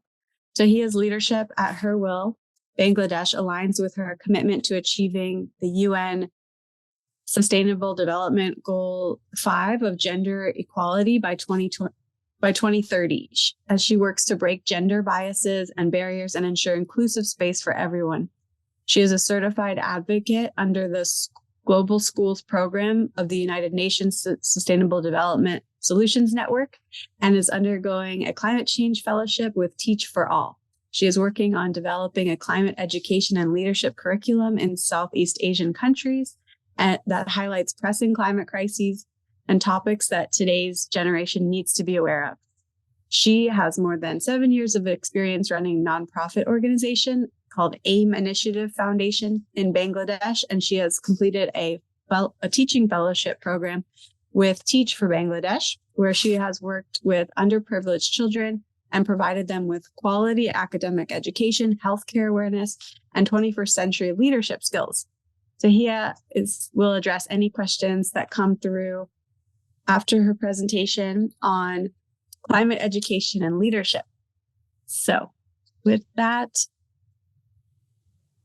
we welcome Tahiya. Thank you. Thank you so much, Tracy, for the wonderful introduction. Am I audible and am I visible? Yes. Okay, great. Great. So before going to the presentation, I would like to thank Tracy for the wonderful introduction that she gave of me. And then I would like to thank the organizers for actually considering that what I'm going to talk about is worthy of being a part of this wonderful summit that I'm in. Now, I would like to thank Matt for his wonderful and very impactful conversation about modern slavery. When he was talking about the condition and situation of South Asia, especially Bangladesh, I could relate because I am also quite aware of the human trafficking situation that our country has been going through for the longest time ever.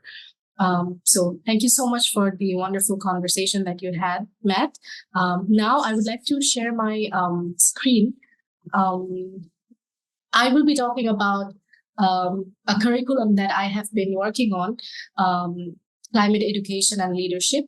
And I would not say that this curriculum is the most polished and the most developed one, but I would be saying that it's safe to say that, I have come up with a skeleton of a curriculum that I can discuss today with all of you so that, we can further collaborate and talk more about what I have prepared.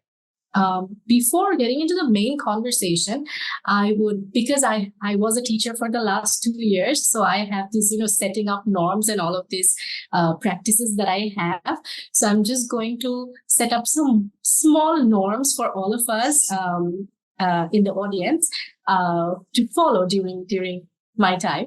Number one would be, let's try to all be very curious about what we are going to experience or what we are going to know about, so that, we can really comprehend what we are listening. And let's ask questions. Questions are always welcomed, and questions always actually inspire conversations. So ask as many questions as you want to. Please be interactive. If you want to speak, if you want to ask any question, please raise your hand, and we will take your questions at the end of my presentation, or leave your questions in the comment box so that we can address those at the end of my presentation. And the last one is personally my favorite one, because whenever I am a part of any kind of summit or conference where I am a delegate or where I am attending, I tend to take notes of the highlighted points that are highlighted points for me, so that, I can think about those things, I can reflect on those points, and I can, take actions. So please note down if anything during my conversation, if you feel anything that is important for you. After that, I would like to move on to an ice-breaking activity. That is also because I have been a teacher and I have been used to having ice-breaking activities in my classroom. So for this activity, I would really request all of you, and I would request anybody from the team to actually count the time. Because I would actually request everyone to take 60 seconds as your thinking time. So for the next 60 seconds, we are going to silently think about one action that we do, or for example, one action that I do or I have done that reduces or have reduced carbon footprint on Earth. Now, a lot of you who are not aware of what carbon footprint is, not an issue. I have given the explanation or the definition of what a carbon footprint is. It is basically the total amount of greenhouse gases, including carbon dioxide and methane, that are generated by our actions. So we are living in the world, and every day we are doing one thing or another which is generating different kinds of greenhouse gases. So, and hence we are leaving carbon footprint on Earth. So please take 60 seconds of your time to think what one action that you take or you have taken already to reduce your carbon footprint on Earth. We will think for the next 60 seconds, and once we are done, I would request Tracy to announce once the 60 seconds is over, so that everybody can share their answer in the Zoom comment box. So I'm waiting for everybody's response, and while I do so, I would like to share what I do or what I am trying to do to reduce my carbon footprint on Earth. Is that I'm trying to actually reduce using straws. We use straws while drinking anything. Whenever we are drinking any soft drinks or whenever we are drinking any kind of beverage, we use straws. So I'm trying to reduce using that because plastic straw, when we are recycling, when we are actually throwing it away, it doesn't really it takes a lot of time to get recycled, and it's better to not use plastic straws and use paper made straws or steel straws. So I'm really in the process of reducing my usage of plastic straws. So I'm really excited to see the responses. Here we go. I took up gardening this year, and I have a pet project to make my offline office space a mini jungle at the end of this year. I'm also giving out plans to coworkers and friends. Oh, wow. Please take photos of your office space. I would really like to see. This is more about what I'm not doing. I've chosen to not update areas of my home because I want to, in order to not use resources on Earth that I really don't need to consume. Wonderful. That's clever. As an architectural designer, choosing more products for home building that are as close as possible to the home being built, ethically sourced materials, and composting. Wow, wonderful. 10 to 15% meat in my diet, no carb, source food as locally as possible. Great. Eating a plant-based diet or reducing consumption of meat. I have committed to meat-free meals at least 4 to 5 days a week. Downsized my home, minimalized my living by half. Great. Conserving water and using it efficiently. Of course. That's like one of the basic things that we can do, right? Ride bikes rather than drive when we can. Fly less, recycle consistently, getting off grid on home completely. Wonderful. I started gardening also. Recycled household waste. Amazing. Composting, solar drive, electric vehicle, limit waste. Amazing. Less use of wood, less use of plastic. Great. I teach my students to use recycled products. Amazing. I buy food that was grown as close to my home as possible. Oh, great. So many wonderful, so many wonderful responses. Thank you so much. And here I thought that, I would fail with this ice-breaking activity and nobody is going to respond. But it's so wonderful to see so many people already so aware and conscious about what they need to be doing to protect the climate and, just play their parts. Amazing, amazing. So now I would really move into the discussion and I would not let you wonder that if she's going to talk about anything substantial or is she going to do all of these things the whole session. No, I'm going to talk about the curriculum that I've come up with. So here we go. Before actually talking about the curriculum, I would like to highlight why it is important. Why am I today talking about the importance of having a curriculum on climate education and leadership? So basically, I was going through articles on, having climate education and leadership as a curriculum in our country's education system. And I found out that we don't really have any concrete curriculum on this particular subject. And while doing so, I found out that in our country, especially in Bangladesh, children rank 15th, that is classified as being extremely high risk in the environment. So basically, our country's children are at extreme high risk exposure to the current conditions of the environment. And that is happening because of the climate that is degrading day by day and the effect that is happening on the overall climate and nature of Bangladesh. And then I found out that Bangladesh ranked as the 7th most vulnerable country to the climate crisis, and it lacks comprehensive climate and environment education in its primary, junior secondary, and secondary school textbooks. So that's when I really thought about developing a curriculum where we can potentially, in your near future, we can actually implement this curriculum in a high school setting of Bangladesh. Because the problem is, whenever we are talking about our national curriculum or whenever we are talking about a school curriculum or a high school curriculum, we always focus on the subjects that are really important for us to actually do well in our lives. For example, we are talking about physics, we're talking about chemistry, we're talking about biology. We're not talking about climate and environment enough to actually put emphasis on this particular area, which is pretty much really important, is as equally important as any other subject that we are studying or we should be studying and we should be focusing on. Why? Because when I'm sure that most of you here will agree. If you do, raise your hand or give a reaction on the screen so that I know that when we were growing up, when we were children, in our school textbooks or in our storybooks or from our parents or from our teachers, we used to always hear these proverbs or phrases that always tell the truth. Be honest. Honesty is the noble virtue. Always be nice to people. Always be kind to people. So, do we agree? We all heard these phrases, right, while growing up. So, what it did to us? What it did to us was when we became adults, somehow it stayed with us. It stayed in our minds. So consciously or subconsciously, whenever we talk to new people, whenever we do something, we always think of doing things in an honest way. Always think of being nice to people, being kind to people, because these are the things that have been instilled in our brain when we were very young. So climate is also an important topic.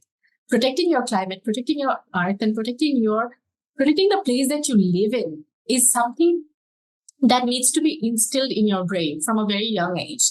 And according to me, according to the current context of Bangladesh and South Asia, I felt that developing a curriculum on climate education and leadership is going to make this happen. It's going to make the children who go to school will make them realize that yes, this is something that we should be taking seriously. This is something that we should be really considering to work on. It's not something that, okay, we're not really being kind to our stray animals. We're not really being kind to, or we're not really being conscious about using plastics. We're not really being conscious about how much water we're using, how much meat we are consuming, how much plant-based diet are we having, or are we not having those. We need to be very conscious about all of these things. And a curriculum, school, teachers are the main source. School is the main source through which a student or students will be able to learn all of these things. And they will be taking these all in their brains, and they will be able to implement these things in their lives. Like some of the teachers here in the comment section mentioned that they teach their students to be like this. And the students are learning from the teachers. So if we can introduce a curriculum that actually tells you to implement all these climate actions in your lives, and students get to learn from this curriculum, then it is going to bring about an impactful solution in a country like Bangladesh, and in a country that is basically in South Asia. And it will have some global impact as well. So that is basically what my project idea is: introduction of climate education and leadership in the high school curriculum of South Asia. And the potential impact would be increase awareness related to the climate crisis and eventually tackle the climate crisis. And then we will be able to create climate activists and leaders of tomorrow. So when we are investing in students, when we are investing in young minds who are aged from 13 years old to 19 years old, then we will be creating climate activists and leaders of tomorrow who will be able to take conscious decisions when they're in a position of making decisions, and they will be able to protect the earth. Having said that, this is what my suggested curriculum content is, that this curriculum must have an introduction to climate change, and then it must have basics of climate science. Like anybody and everybody should know what greenhouse gas is. How many of us know what greenhouse gas is? I want to see a raise of hands, or maybe a comment in the comment box so that I know that. I have, okay, this is good. Great. I have 2 people raise their hand that they know what greenhouse gas is. What are the impacts of greenhouse gas effect? What are the greenhouse gas are made of? What does it do? What is the ozone layer? How many of us know that? I believe that all children must know about it. It shouldn't be only confined within the students who are studying science, or who are studying biology, or who are studying subjects that have this kind of subject or chapters in the textbooks. I feel like all the students need to know all about this topic. And then we need to have what is the impact that climate change is creating all over the world. We have to have a chapter, or we have to have content on the impact assessment as well. We also need to have adaptation strategies for climate crisis, how the world is coping up with the climate change that is happening. What are the mitigation strategies for climate crisis? How many mitigation strategies are there? What is climate advocacy and leadership, and what can be some of the potential climate action projects? So these are basically the suggested curriculum content that will be in a high school textbook of Bangladesh or South Asia, where students will be able to learn different kinds of topics under this content. And they will be able to make themselves aware about what climate change is, what climate crisis is, and what climate education and leadership is. Now, once we have introduced this idea, once we have introduced this curriculum, there needs to be some assessment ideas through which teachers or educators will be able to assess the students' understanding of the topic that they're studying.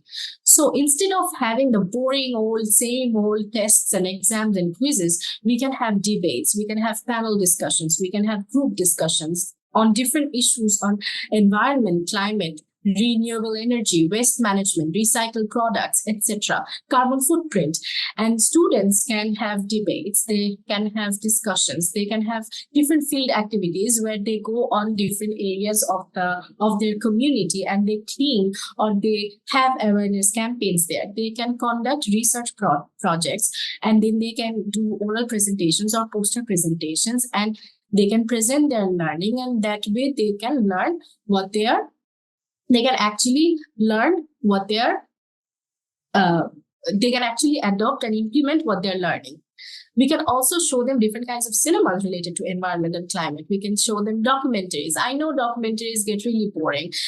We also sometimes get really bored seeing the documentaries, but there are lots of cinemas which can be shown to students and make them relatable so that, they can not only enjoy the cinema, but they can also reflect on what they have seen and what they have learned. They can also be a part of a lot of community projects. They can also arrange and execute a lot of creative activities through which they can actually express what they feel about the environment and climate. They can have poetry recitations, they can have singing competitions, they can have drawing competitions, and etc., to actually express what they feel and what they want to do regarding climate education and climate change.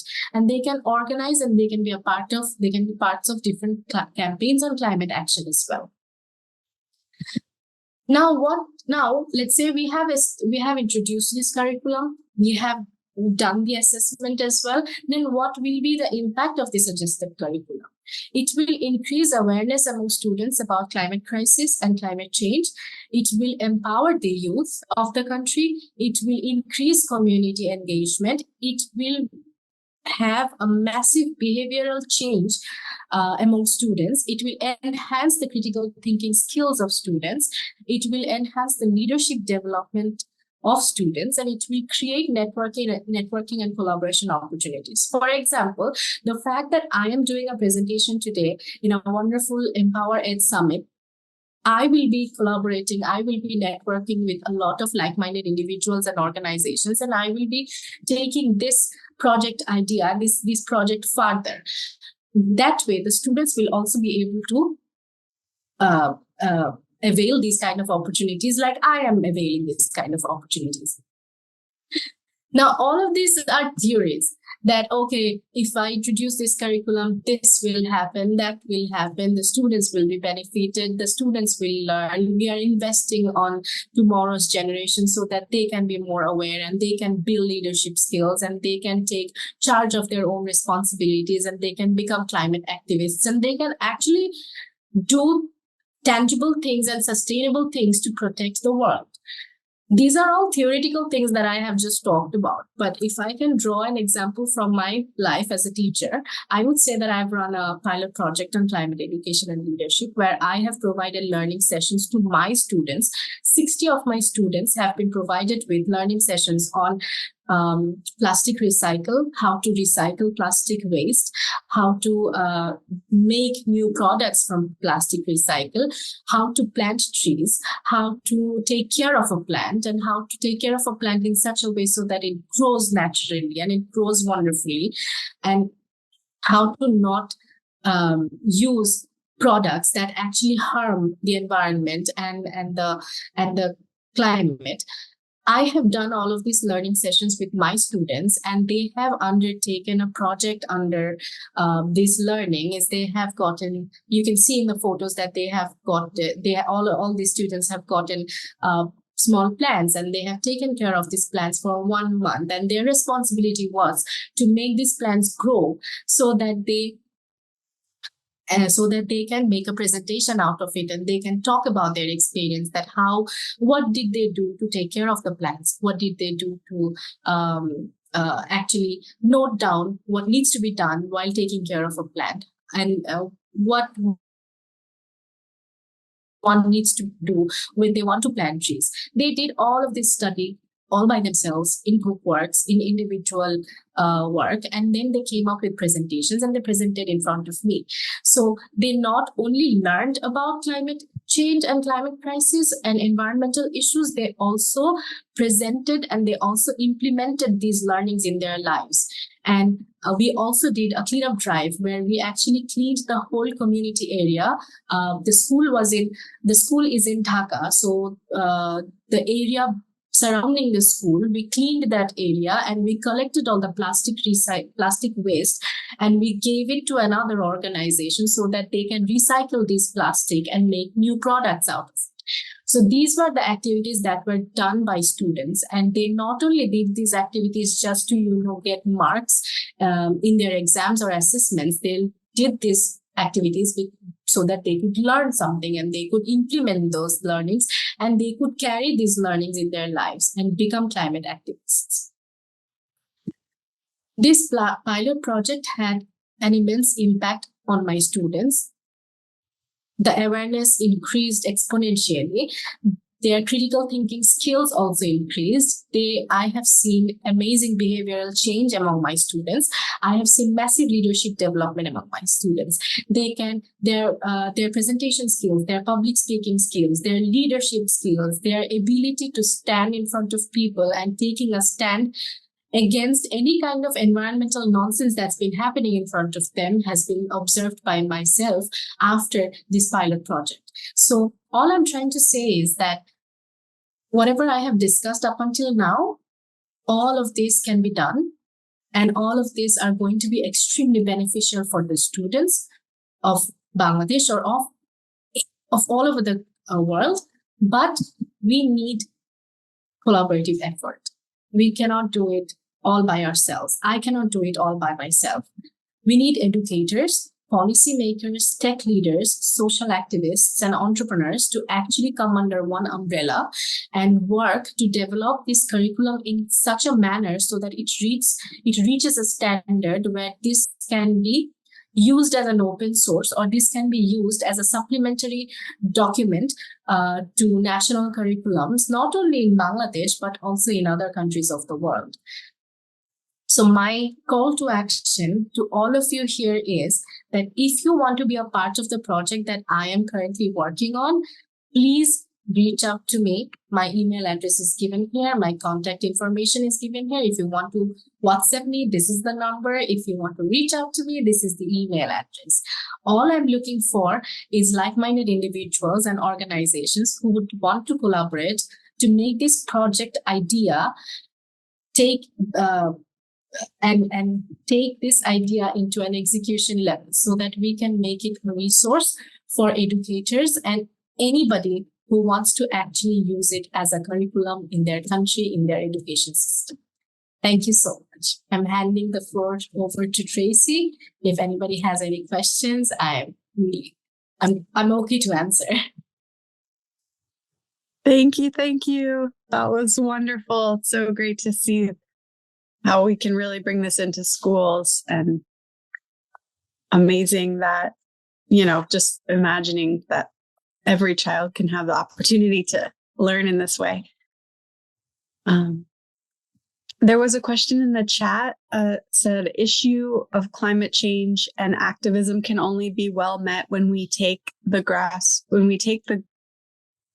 talk to grassroots communities through campaigns. How would you advise one to tackle these issues based on the communities and locations?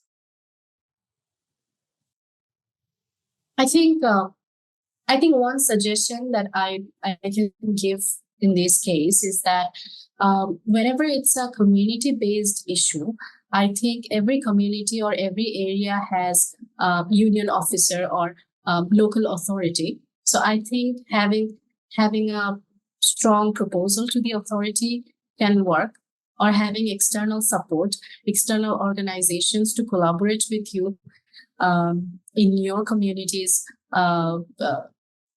climate issue would be something that you can think of. I think these are the two ways that can be helpful for one to actually take actions based on communities and locations. Thank you. I'm going to find another question. Julie had her hand raised. Would you like to? Hi, thank you. And thank you for bringing all of this in. I'm a former teacher myself. And what I really appreciated right in the beginning, you asked me to write things down, and I did have my pen handy because I approach things in the same way. Thank you. Your discussion of core values and placing care for the climate right in the same arena with honesty, trust, respect, right as a foundational core value. And I was thinking, as a teacher, we viewed climate education as sort of a unit that was, okay, this week we're going to talk about the climate, like it was special and set apart. And I really can see where it should just be in the water, so to speak, all the time, across the board. If you're talking about math, climate math. If you're talking about reading about the climate. And it should just be infused at every level as just a primary basic value. And just thank you so much for bringing that in. Thank you so much, Julie. I would just like to say one thing here is that you're right, because we are mostly, we are aware of what's happening. Like, we know what pop culture is, right? Everything is so relatable. We know the latest slang, we know the latest lingo, we know the latest music that there is. Why? Because those things are really relatable, and those things are always in front of us, because those things are majorly publicized.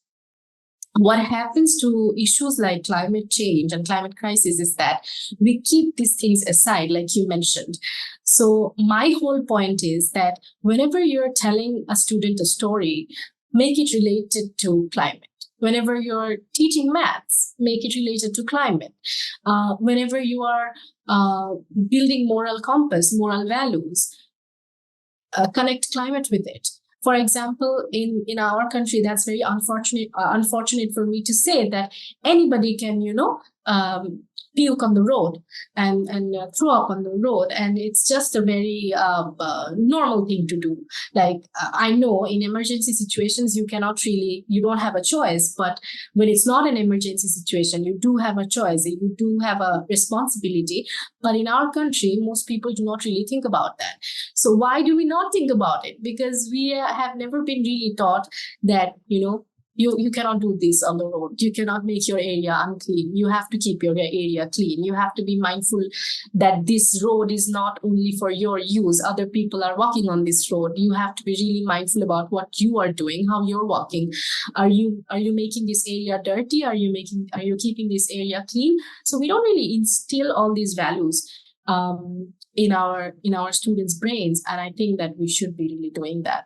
So that's another aspect of actually talking about climate education and leadership, because these qualities are also leadership qualities. Like, when we talk about a leader, we don't really see these nonsensical qualities or attributes in a leader. We see the most charming and the most admirable qualities in a leader, and that is what I am actually vouching for here. So yeah, that's something that I wanted to add. That's wonderful. Thank you. I would like to hear from Sangao. Is that how you say your name? Sangao? Hello? Hi. Can you hear me? Yes. Yes. All right. Thank you for the opportunity. I'm sorry I joined the call late. I'm Sango, an environmental educator in Cameroon. Climate change is really a nightmare here in Africa. And we are really trying our best to make sure that we instill in young ones the skills that are necessary to combat climate change. But then there are a lot of challenges that we faced, despite the fact that we are working hard to see that we develop a contextualized project, a contextualized climate educational toolkit. we also face challenges like at times the students will ask you, how can you really promise me, or I'm talking now like a student, how can you promise me that in a bid to fight climate change, I'll be able to earn a living through this? And how are we sure that if we focused on this, we will have the necessary funds? Because they think that the way the funds are shared to tackle to implement projects around climate change are not equal. So most of them tend to scale away somehow from focusing on listening to climate change. So I want to know how you to relate with your students as regarding that. And secondly, please, because I joined late, I want to, I don't know if the recordings will be shared or your slide will also be shared with us so that I can follow up. Thank you.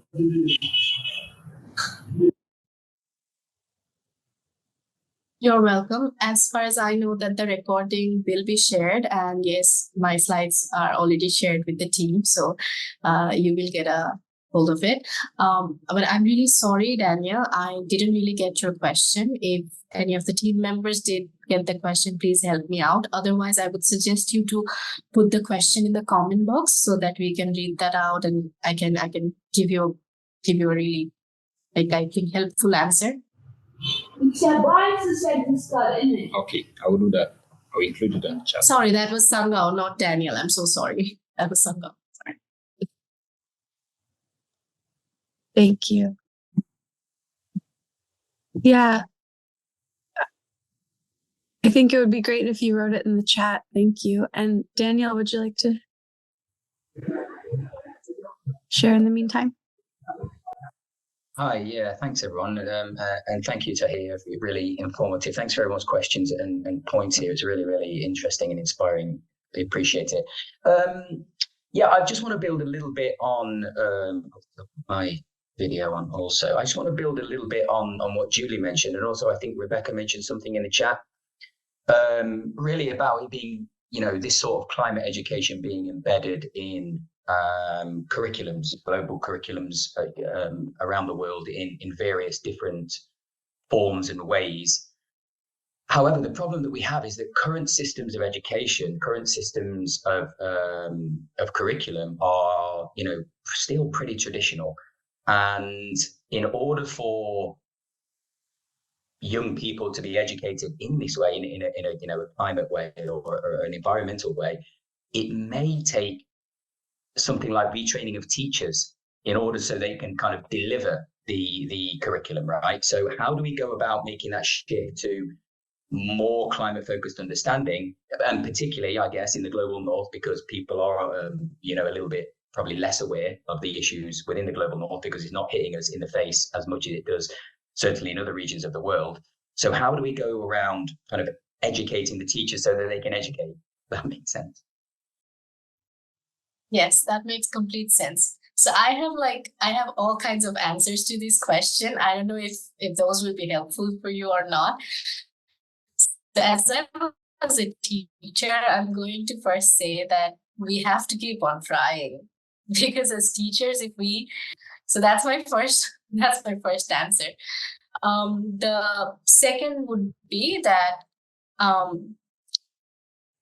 take today's summit for an example. Like, I am the one speaking here today, but all of you are contributing in the conversation.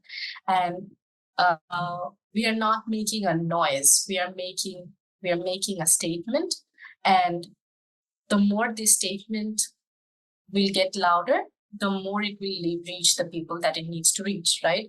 So at this point, I completely agree with you. The current scenario of my country's education system is also like, I would say 60%, 70% traditional, but changes are coming because new minds are coming in, new minds are putting in their efforts, their thoughts, and changes are really coming. So for example, last year we introduced a new curriculum system in our education,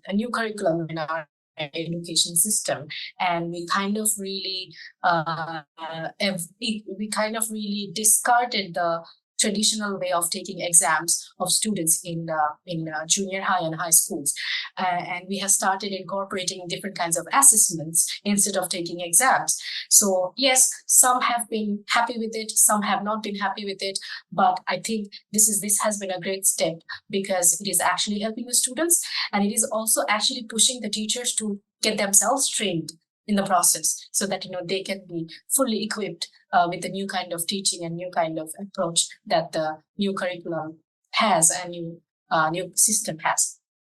Regarding climate education, it's going to take time. It's going to really take time, but it's going to. I feel I'm positive that there will be, like, in the next 5 or 6 years, it's going to have its own area where people are actually contributing their intellect, their energy, their time, their investment, their everything, so that climate education is taken seriously. Not only junior high schools, but also in universities, in corporations, in organizations, in companies. And again, all of us here are representing some organization or the other. I am representing HerWILL. HerWILL is very consciously working on building tech leaders for tomorrow's generation. We are building tech leaders. We are building leaders. We are building leaders who will be extremely conscious about what's happening to the climate. So when they will be conscious with their actions and with their activities, they are going to preach and practice the same thing for their next generations as well. So we all have to play our parts here, we cannot be like, oh, I am doing this, but they are not doing their part. We have to be so good in our roles, in our parts, so that they feel that, oh, we need to up our game as well. So I think that's all I can say. But I would really like to continue the conversation with you. So please get in touch with me if you want to. Yeah. Thank you. Yeah, thank you very much for sure. Yeah, I've got all your details, so I'll certainly be in touch because it's very, very interesting what you're doing, and I think you're right. I think the movement has to, of course, movements have to start somewhere, right? And I think that if we're going to make a genuine change, I think that these sorts of discussions are going to be a big part of that. And I think that the more we can spread the word and encourage, like you mentioned earlier as well, it really has to come. I think it's probably a two-pronged approach, more than maybe two-pronged, but really it has to be from leadership and also from grassroots. So I think there's a potential for different ways of approaching it, and these sorts of discussions like we're having now, genuinely will have an impact if people are passionate and willing to learn new things, for sure. So yeah, I appreciate what you're doing. I will be in touch. Thank you so much. That's why also my project also revolves around high school students and junior high students, because these are the age groups where you can actually give them information and also make them think about the information and make them take informed decisions, because once you're an adult, once you're at a certain age, you kind of are settled with your own thoughts and mindsets. And the chance of you having a different mindset or different thought pattern gets lesser day by day. But when you're young, when you're a school student, you have your mind is open to all kinds of information. So when your mind is open to all kinds of information, why are we not giving them the right information so that they can be informed and they can make proper choices in their lives? That's what basically I'm trying to do. That's why my whole idea does not cater to companies or organizations or corporates. My idea caters to students, because they are going to be facing the worst climate crisis ever. We are going to go away. In the next 100 years, we won't be here. They will be here, and they will be facing the climate crisis. So they need to be well aware, and they need to be ready to face what's coming. So that's why my focus area is that. Thank you so much, Daniel. I saw a question from Rebecca that I'm looking for again. Wondering how to design a curriculum that meets diverse school standards. While I think it should be infused into everything, many teachers will need those included to adopt it. You're going to repost it too. Rebecca, or if you want to speak I in can- also, please do. Sure. Hi. Hi there.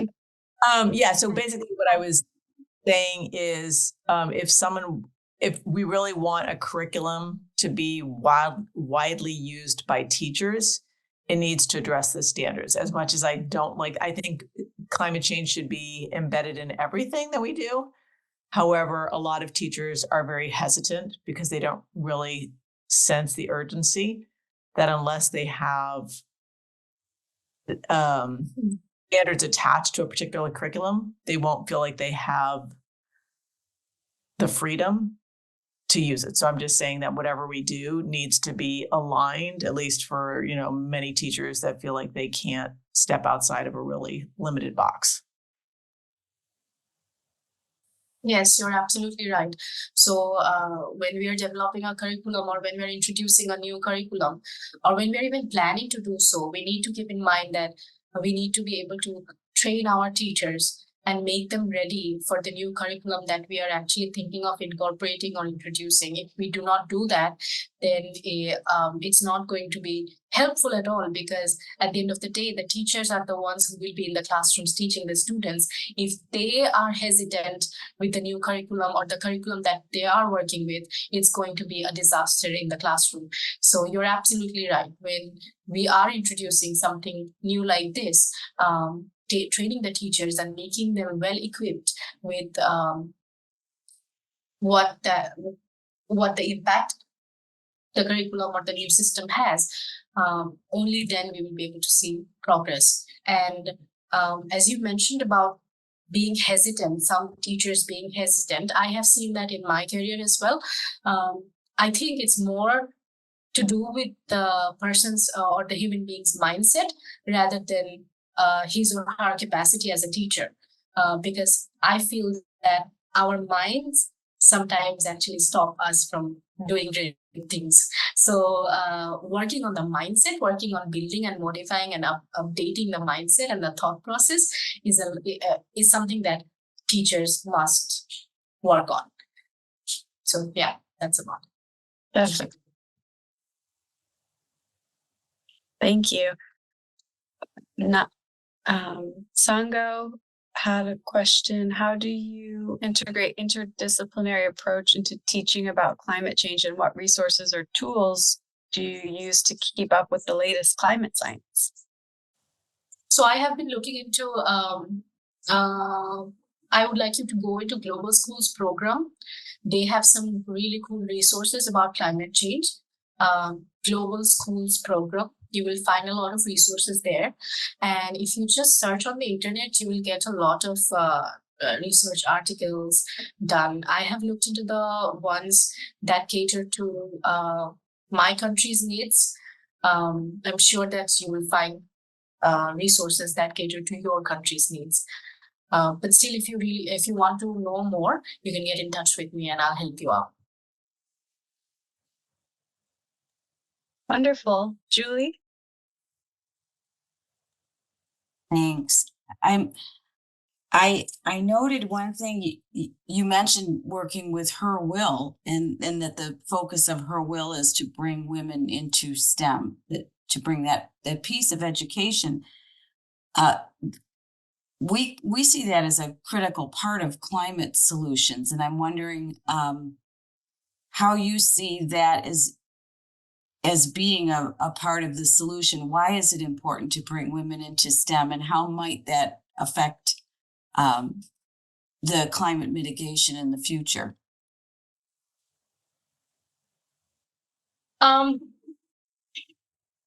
So imagine this, that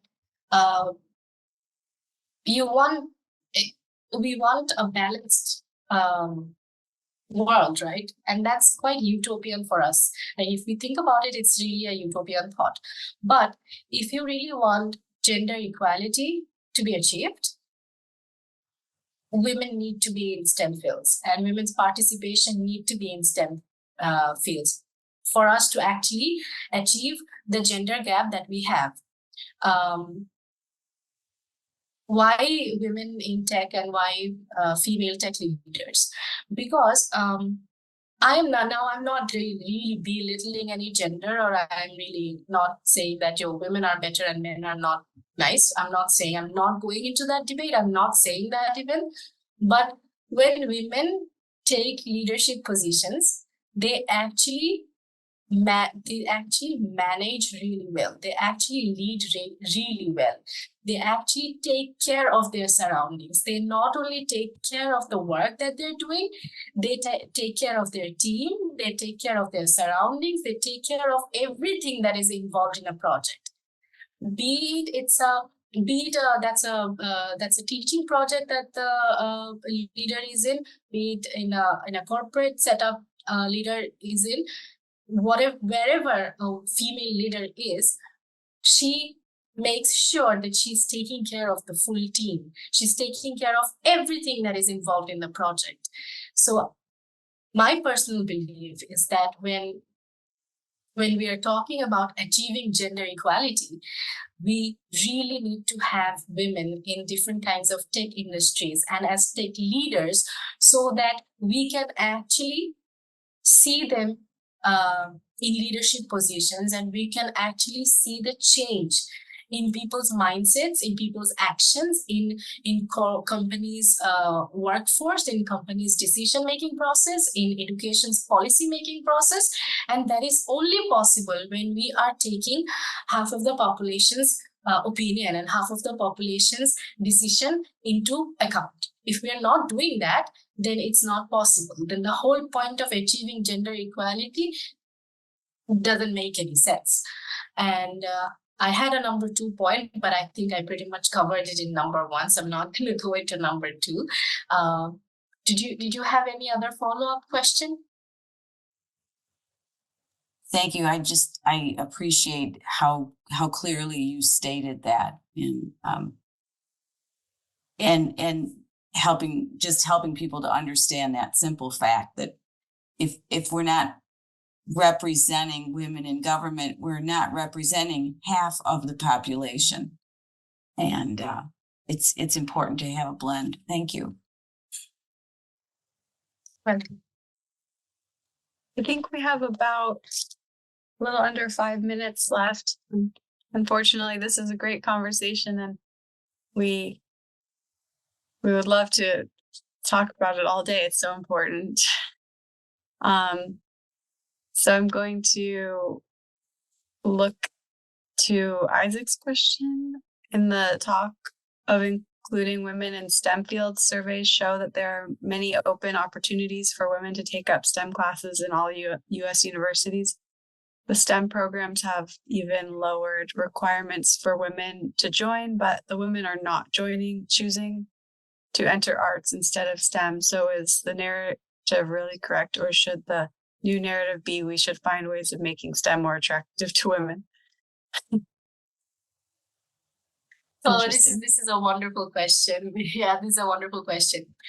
Actually, the main question is is the narrative really correct, or should the new narrative be we should find ways of making STEM more attractive to women? No, I think we need to empower women to think that they are powerful to do anything, because I can speak for my country's social stigma, and I can speak for my country's perspective. Whenever a girl even plans to go out of the house, the parents, out of safety or security, they tell their daughters that, where are you going? When are you coming back? What are you wearing? Should you be going there? Is anybody else going with you? Call your friends at home. You don't need to go. We will be thinking of you. So all these things a girl needs to go through on a daily basis in my country. And when a girl goes through these conversations from her own house, every day, her confidence is broken. And when a girl's confidence is broken on a daily basis, even if she wants to study, even if she wants to become a pilot, even if she wants to become a tech leader, even if she wants to be amazing at at the subject that she's amazing in. She's really good at physics. She wants to be an astrophysicist, but she doesn't have the confidence. She feels like, oh, if I do an art program, that will be easy for me. I will be home early. I will be able to take care of my family. I will be able to make food and provide for my family. I will be available for my family and friends, and I will be able to do the household chores that I'm supposed to do. But if I go into a STEM field that I really love, I want to be an astrophysicist, but I cannot because it's a very demanding job. So let's not go there. So I think it's not that STEM is not attractive. STEM is not really attractive for women. It's us who are breaking women's confidence on a daily basis. And I think we should work there. I think we should set a new narrative there. So that's my answer. I love that. Thank you so much. That was a great question to end on. We can continue this conversation. We're going to set up a participant directory on our website so everyone can see where everyone is and reconnect after the program. So we'll keep the conversation going, and we're going to move to the next speaker now. And I just want to thank you, Tahiya, for your amazing heart and soul that you brought here, and your efforts and your knowledge and intentions. So thank you for being here. Thank you so much, Tracy, and thank you so much, everyone, for being such an engaging audience, and all the best to everyone. Just wanted to remind you that we would love to collaborate with you. Please go to the website and fill out the collaboration form if you'd like to collaborate more ongoing. We are giving social media badges for anyone who's here for 50% of the session, and certificate of completions for anyone who is here for 100%. And we'll email those to you later on. If you haven't registered and you're here, the only way to get those is to register. So just make sure to chat with Megan and in the chat if you didn't fill out a registration form. All right, introducing our third featured speaker of the day, we have Michael Muyot here. He is an industry disruptor on a mission to enhance environmental sustainability on a global scale by giving enterprises the resources to making data-informed, sustainability-driven business decisions. He is an advocate for leveraging cutting-edge technology, including Web3, blockchain, and decentralized finance to drive innovation across corporate, public, and local community-based landscapes. Michael has 20 plus years of experience in corporate advising, in which he has partnered with C-suite leaders from dozens of Fortune 500 companies to adopt sustainability practices.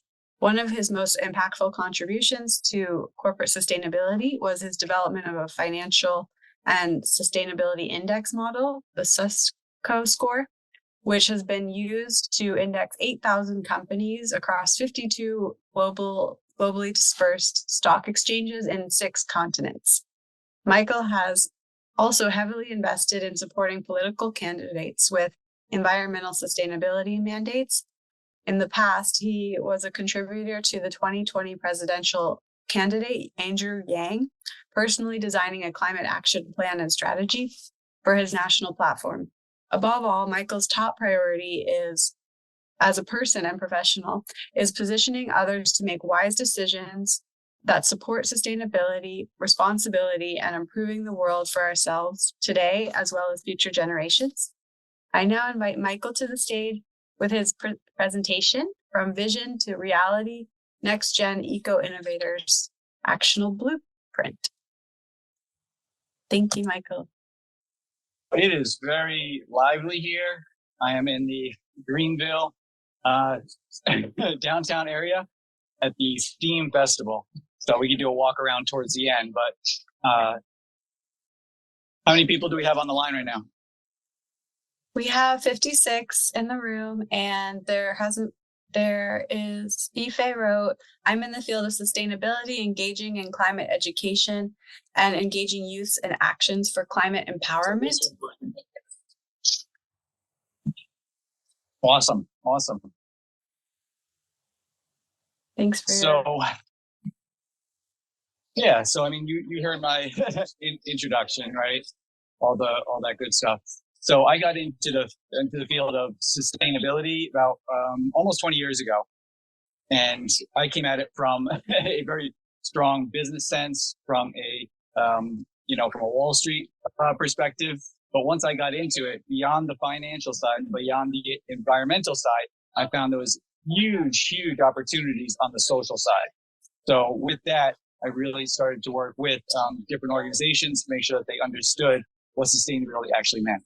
So if you look at the original definition that comes from 1987 from the Brundtland Commission of the United Nations, it basically says that we as a generation should live within our means for using up all of the resources. But as you might know, as a planet, we use 2.5 times the allocated resources within a year based on our planet.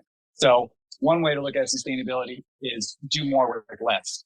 The other thing that I really like is, all waste equals fuel. And once you start looking at that perspective, and you look at energy efficiency first, right? So if you look at the recycling, the triangle, people keep forgetting reduce and reuse comes before recycle. So people feel good by putting things in the recycling bin, but we found out, unfortunately, that so much of that never actually gets repurposed and recycled. So that's one area. But we have to think about how to reduce and how to reuse first. So keep that in mind as we go through this. And the other big part of it was education. So I know we're talking about reinventing education. We're talking about reinventing education. Joe, go ahead and move over here. We have a live 3D metaverse going on. So I'm at Diner's studio, and they're literally teaching kids how to do puzzles, how to scan it into the 3D universe, how to interact with it, and then it comes and has this. So that's what I was talking about. This is a truly immersive experience, and this is Ken. Hey Ken, introduce yourself real quick. I'm Ken, and artist who likes to help kids see their vision in 3D across the globe. It's awesome. So he's an art teacher, and in the 3D universe that he's built, we actually have United Nations sustainability goals built in there. So people are learning about the UN SDGs in the metaverse. So they can walk around with it, which is nice because you can interact with it. So in my work with NASDAQ, I help build the NASDAQ Global Sustainability Index. And that's what that does. It takes a holistic look in terms of 100 different environmental, social, governance, and economic factors. And it's completely mapped to the UN SDG. So it's not something that's just ethereal there. So cross collaboration between the science, the technology, the engineering, and the math is very, very powerful. But when you combine that with art and storytellers, it's so much more powerful. You want to move out over here? So this is what's going on. So when you actually integrate art into the process, what you have is great storytellers. You have physicality. You have the manifestation of things, whether it's in the digital world or in the physical world. There's all sorts of amazing places that again, towards the end of the talk, if people want to stay on, I'm just going to do a quick walk around. There's so much cool things happening here. So when you look at, again, sustainability as a whole, right? From a sustainable development perspective, living within our means, we also have to be able to think about what is the further definition for sustainability. So many people have different ideas of what that means, and that's okay. That's okay because it is so comprehensive. Some people just think it's about carbon. Some people it's just about pollution. Some people it's just about environment. But it's everything. It's everything that we really engage and experience with. And once you start looking at that lens, it opens up a lot of different opportunities. So what I found is working at a global level is really interesting and challenging. But once you start working at a hyper local level, everything really changes, right? So we can look at, do we need to have more bike lanes? Yes. But if you have more bike lanes, you really want to reduce down cars. How can you do that without looking at public transit? And how can you look at public transit without saying, okay, well, is it just really high speed rails? Are we really charging a lot for that? Or are we doing public transportation that is free, so it's accessible to all people, right? So I also look at inequality is something that needs to be solved, right? Inequality is systemic challenges that we need to address, and that comes from where the resources are, what cities have the most pollution, the new infrastructure, gentrification. So I'm just giving you the dynamics. Don't look at things. I recommend to not just look at things from an environmental standpoint without looking at the socioeconomics and looking at a hyperlocal and making sure that things are fair and balanced, because there's a lot of systemic injustices, and sustainability gives us an opportunity as we come up with these solutions to make sure that we are looking at composting is the new gold. 100%. I love that. I love that comment. So in looking at this from a holistic perspective, I encourage you to always look at, are we righting the wrongs of the past? Because I do. I 100% do. And it comes from my generational family of that longer story. So maybe at this point, I throw a bunch out there instead of me just talking. Let me know what is of most interest, other ideas that you want me to pursue. How are you looking at making, I'm going to talk about in a second, a immersive educational game that we're working on right here in Greenville for the GBL STEAM Lab in partnership with WSS and Phoenix and Empowered and all of that. But before I do that, I'd love to know what resonated the most with folks in terms of what I talked about, setting the framing of the discussion. What fields are you most interested in learning about? What did I say that maybe wasn't expected that you would like me to pull on that thread more? So let me pause for a second so I can take a breath, a sip of water, or a cup of coffee, and then you tell me some answers to my questions, please. And I know there's a facilitator on there, so I'm asking that person to help me do that. I have one great comment from Nisaf, who the latest comment is, I'm into STEAM innovation, which is the updated STEM in environmental literacy, and I'm an expert in green buildings and using tech to enhance and empower schools and children in this subject area. So she's very aligned with the gaming as well. And amazing. Yeah. Can you help me understand what country or what area of America they're in, just to help me give a context for the educational background? Nisaf, I'm on a live right now. What was your country again? Dr. Rini. Yes, I am from North Africa. I'm from Tunisia. I'm not based in USA. And well, this kind of approach is very welcoming in order to enhance and empower children about environmental literacy, and especially about skills development in terms of green skills and how they can face environmental issues and problems. So thank you for that question. So I don't know the educational system there. How is it in terms of, is it free to everyone? Is there just public school? Is there private school? If you could just help me understand that, and then I can give a really good response. Talking about in Tunisia, we face challenges about incorporating educational system, incorporating climate education into the educational system. This issue is not only common in Tunisia but in the whole Africa, and those challenges is based or due to economical and political and social also issues in terms of the consciousness of people, schools, educators, teachers, and including also government, which should incorporate that and take measurements in order to incorporate STEAM innovation and STEAM tools and resources into the educational, into day-to-day educational system. Yes. Fantastic. So a couple things. So one, here in the US, it is very fragmented in terms of who has access to the best technologies, the best educational systems, the best tools, right? It is very unequal because we have public schools, which everyone can go to, but then you have charter schools, private schools, elite private schools. So it isn't fair. I mentor in Title I schools here in Greenville, and they do not have anywhere near the access to technology and mentors and really learning the same way my two young boys did in New York City, who went to the United Nations International School, which speaks over 192 different languages there. 50% are diplomats from the UN and 50% are general public.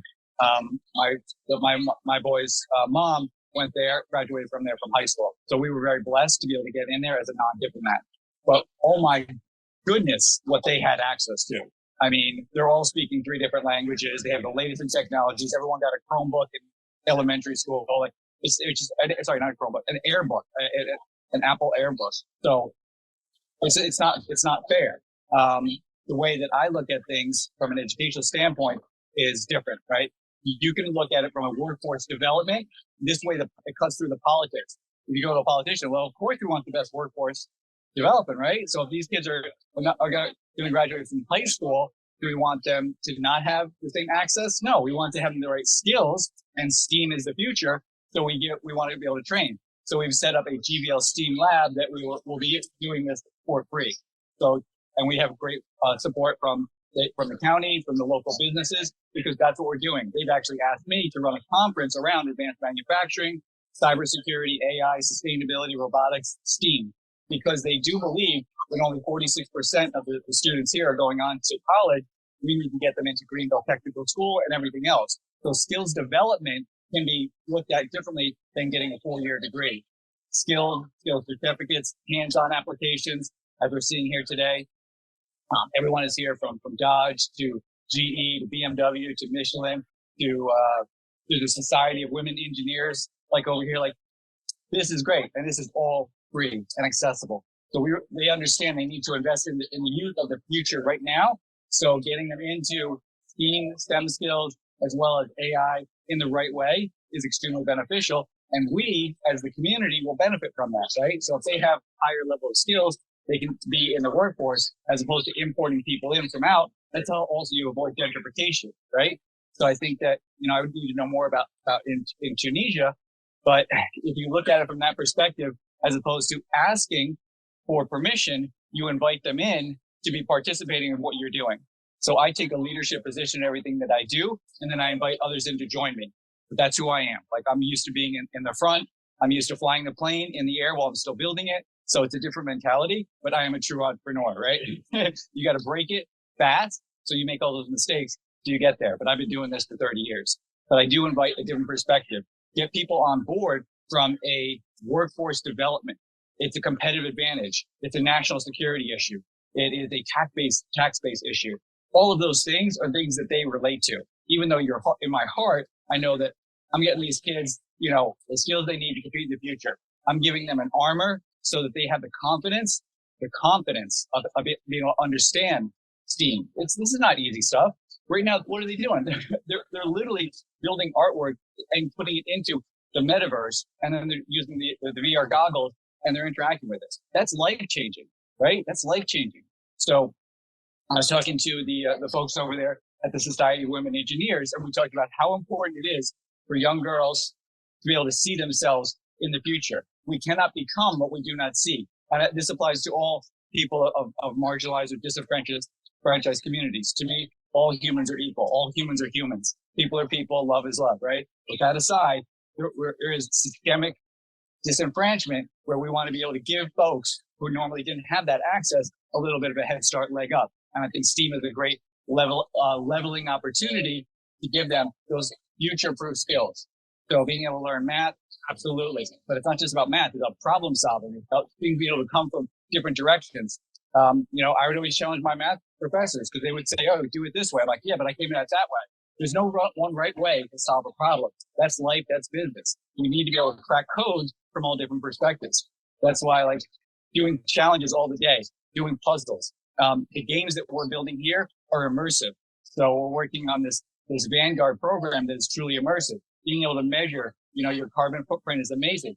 Being able to measure your entire eco footprint is something else, which is very hard. And you can't do that sitting at your computer. You have to get out. How many steps are you going? What public transportation did you use today?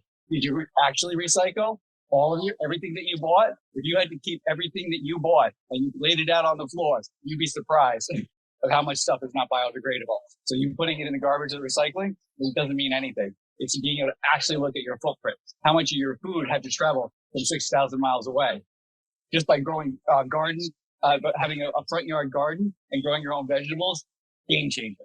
So that's the type of eco footprint that we're going to get them into doing. It's transportation. This is a car city, right? We need to change that. We need to have a trolley. You need to have real bike paths where they're protected, more walkability, free public transit. These are the things that we advocate for. So that comes from not just telling people what to do, showing them. I love gamification because it challenges me to learn, but also I get that little dopamine hit when I level up, or I get an award, or I get to go into the leaderboard, or I get to build out a team. So the games that I played, recently, several years ago, the Roblox, the Sim City, the Clash of Clans, the Pokemon Go, that's what we're looking at. It's all interactive and immersive, but the educational and the learning element, these games can be built, and we can release these games to our brothers and sisters in Tunisia, in the Congo, in Palestine, in anywhere in the world, right? Like that levels it off because it's all technology. We can develop things together and we can share them with one another. But we have to create those universes, those metaverse universes. Sorry, I'm talking a lot. We have to create those metaverses where people can go into a virtual universe and communicate. And what's cool about that, they also get to build their own avatars and they get to show up how they want to be seen. And then inside there, you do what's called green product placements, where we can put in actual technologies from Kia and Dodge and Michelin and GE and Fluor, real technologies, and kids can start interacting with that. And when I say kids, I'm talking anyone under 21, right? Like the youth. So let me, again, pause there and see what questions or ideas came up.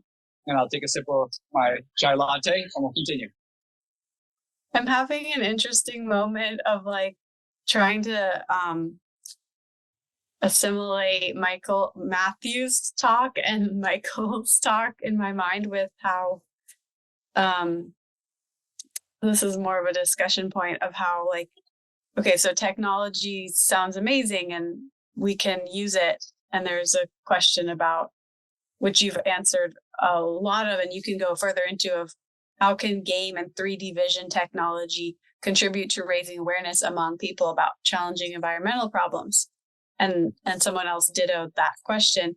And then there's the other piece that I just wanted to bring in before the answer is, what about, and then how can we also create these technologies in a sustainable way where everyone does everyone get access to these games, and how, and is the technology, if we amplify making it, is that taking a lot from the environment and perpetuating human trafficking or whatever negative impact the extraction process has? So just throwing that in there.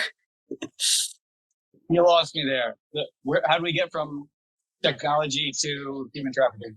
Just because I had a worry or a concern come up where if we're creating more technology, more batteries, more phones, more whatever you were using to see the technology to play the games, if we're creating more of that as a product, how that could be consciously, sustainably created.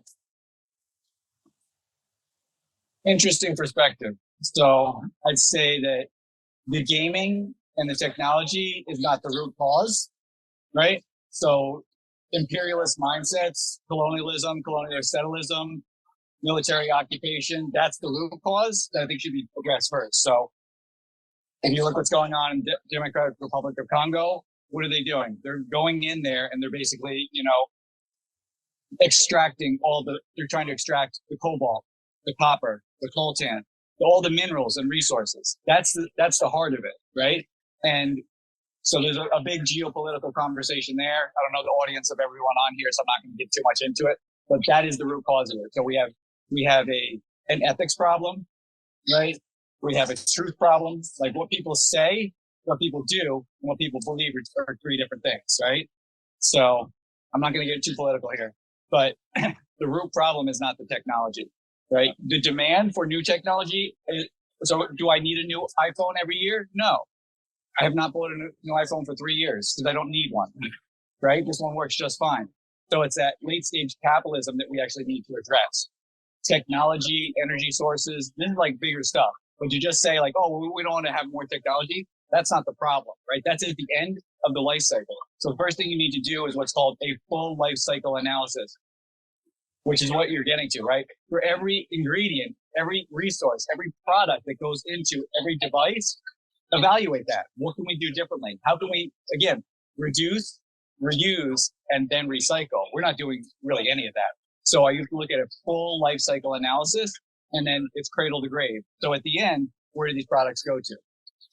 Right? Why are we not turning them in and getting a discount? Why are we spending $1,000, $1,200 every year for a new iPhone? I'm not, but I'm saying a lot of people do. So look at the full life cycle analysis. Then look at the people in power, the representatives. Do they actually represent us? Are they representing corporate interests? Are they representing the 1%? Are they representing, the military industrial complex? Like, let's get down to the root cause as opposed to like just saying, oh, well, let's not use technology. No, we must use technology, but we must use technology responsibly. And if there's a problem with resources, then let's look at the root cause, which comes from imperialism, comes from corruption, it comes from people not saying the truth. It comes from people not having enough power, people working so much that they're not in a process of being able to thrive or to be able to survive. So if we want people to be more aware, we have to give them the opportunity to have more free time and free space. Technology, 1000% can be done to use as a power of good, right? So if people can automate their tasks, it used to take them 8 hours in 8 minutes, that frees up, 7 hours and 52 minutes. So we need a robust conversation. I don't do top-down analysis. I do bottom-up. So look at all the factors and look at all the causal, factors and see how we can address that. But we 100% need technology to level the playing field. All right, that was a good question. What else we got? Thank you. I appreciate the answer too. Very comprehensive. There was a question that I think came out of that question, which is how can these new technologies be made available to help train and empower all populations equally? Yeah, so something like, what a MOOC is? Massive online collaboration, massive online courses, free and open. So instead of having, this is a fantastic Zoom call, don't get me wrong, but you can also do a MOOC where you can have 10,000 people being involved, 100,000. There's no limitation. So I believe that this type of it's not even about education, really, it's about learning, right? I'm very much about learning. Education as a system is fantastic, but I'm much more about the learning agenda, how to teach people to think and answer the question themselves. Don't want to give a person a fish and they eat for one meal. Don't want to teach them how to fish and farm so they can eat forever. I'm just adding about what Michael said about, yes, we know that the game industry have many issues related to technology, and many people say that technology do harm the planet. But I agree with what Michael said about how we can use technology and rely technology to solve problems. We need like an LCA report. We need to calculate and to lower resource consumption and minimize the impact. We need to develop a more energy efficient hardware, and we need to optimize this software to reduce demands. And we need also to implement like a sustainable manufacturing process in this industry. So even digital distribution over physical media and physical distribution, encourage also recycling and responsible disposal of such technology, especially electronic or many things that can mitigate the footprint of the game industry. So we need a huge study and calculation in order to provide a more efficient and more sustainable technology and enhance the game industry to serve education. That was perfectly said. That was so wonderfully said. Now, let me add some questions and challenges to that. I think your statement is spot on. Now, what we need to do also, right, is really look at the greening of that supply chain. And that, I'm complementing what you said, where we can look at every single point along the way. Now, we can use artificial intelligence to do that better than we as humans, right? But we as humans must design it. So one of the challenges today, like I was saying, is so much is only through the corporate perspective. And the way corporations are set up is to maximize profit for the shareholders. That is never going to help us out. We must look at this from a bottom up. How do we empower people and lift them up? Because that to me is the solution. The governments around the world, the corporations around the world, they've had their chance. The investors around the world, they've had their chance. They haven't done anything. They've made our lives worse, not better. And all the gains are going there. So I'm not looking to them for solutions. I'm looking to just regular folks from the bottom up. And that's what I think we do. So we can, there's billions of us, and we can help that process. So greening the supply chain. The recent study came out that it's now going to take about $2 trillion a year to green the supply chain. Less than 4 years ago, before I moved here to Greenville, they had 1 trillion as their estimate. So that number just went up dramatically. I don't know what all the factors were, but putting that aside, how can we green the supply chain at a hyper local level? Because that number, like 2 trillion a year, is just so fantastical, and they're not in any way close to even like starting that process. But if you looked at your supply chain and your value chain, right? You know the difference? Supply chain, value chain. So supply chain would be within a manufacturing process, everything along the way to produce a car. But the value chain would be everything along the way in terms of also services and solutions throughout that entire process. So the value chain for the car, when it goes out and drives and stops at the gas station, that's part of the value chain, but not part of the supply chain, as an example. So we can make that into gaming, because the more we look at being able to evaluate how we immerse ourselves in society on a local level, especially around public transportation, the recycling, the food value chain is massive. So, for instance, if you're in the States, I don't know how much around the world, your food options are really a lot to do with fast food, right? Which is terrible. So, getting some background noise in there. Maybe someone could put their mute on. Thank you. So, fast food has one of the worst in terms of sustainability, right? Think about it. Processed food, bad for us. They have to track large trucks all across the country. Bad for the environment. Local food, on the other hand, all the food is being grown locally. Like someone said, composting. We get into the composting.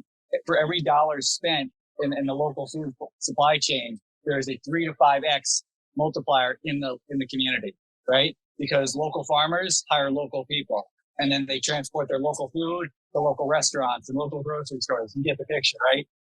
It stays here. What does that mean? Low carbon footprint. So that's where you can get into gaming and immersive all around the world. And then using AI and machine learning, we're collecting billions of pieces of information and data, but not just collecting it, actually analyzing in real time and then making it actionable. So you have data, which is just everything, right? Data. Information is when you actually structure that information. Intelligence is when you make that information actionable. I can make a decision on it. You ever see something on one page and it's designed, so like, oh, now I know how to make a decision. I have everything I want. Cool. That's what I used to do. I worked in the intelligence industry. So being able to do that analysis on the fly and then sharing that with the global community will really help us. But that's where the immersive gaming comes into play, because we can do that in a fun, competitive way. We can have leaderboards. Let's have USA. Let's have Greenville, partner with Tunisia and with, folks over in the DRC and in Gaza and in Taiwan. Who cares? Or wherever, everywhere, right? If you go on Roblox, you got kids interacting all the time from hundreds of different places around the world, literally at the same time. Like they don't even know the difference. We as adults need to do that as well. And that's why gaming is much more exciting and immersive. But think about all the information we'll be collecting. The greening of the supply chain, it's not going to come from top down. It's going to come from bottom up, in my expert opinion. But yeah, that was great, Nisa. And I look forward to connecting with you afterwards. Yay. Thank you. Sujan has been patiently waiting to speak in. We'd love to hear from you.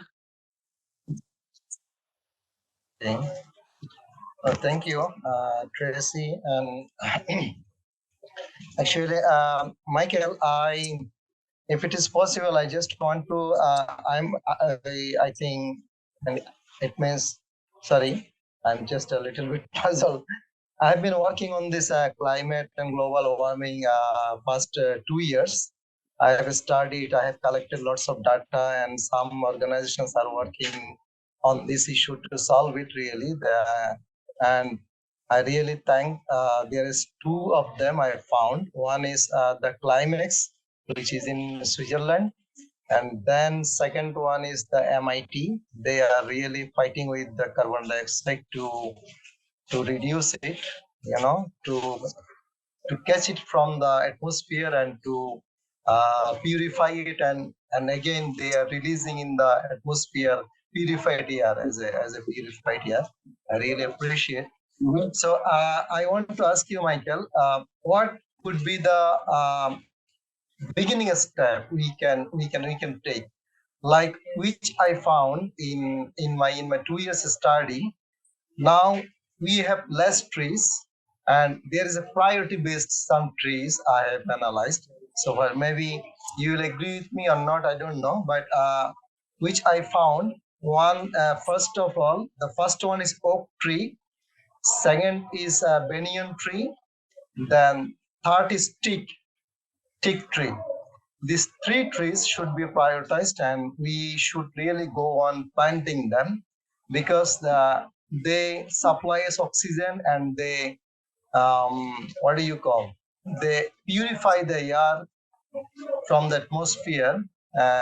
Some poisonous components which exist in the atmosphere, they purify them and release them into the air again for us.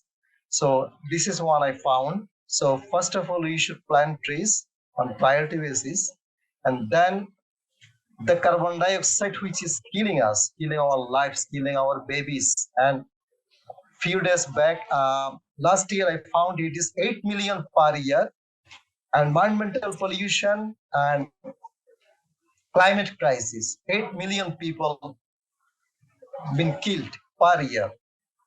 It's really, really dangerous. It's really warming, and I really can't accept it. And few days back, again, I checked World Health Organization's data. They are saying 13 million per year. Can you imagine? And actually, how many of us, how many of you really truly collecting the data? Actually, how many people are dying? I'm still confused. Say in my home, what is happening? Are we sick of the due to the air pollution or water pollution, or we don't know who is collecting this data? Are they collecting this data from the hospitals or from government? I don't know, or from NGOs. So maybe you understand some of what I'm talking, because I have worked on this and I did lots of campaigns, and I'm really serious about it. So that's why I took a little time, thanks to Tracy to giving me the chance. So again, I want to summarize my question. What could be the first our task? Please, Michael, thank you. So it's all a little loud here. Maybe Tracy, if you could help me. What one where Sujan is from, that would be helpful. And then two, if you could repeat I heard a lot of context, which I appreciate, but I'm not quite clear of the question. Yes. What country or city are you in, Sujan? Bangladesh, Chittagong.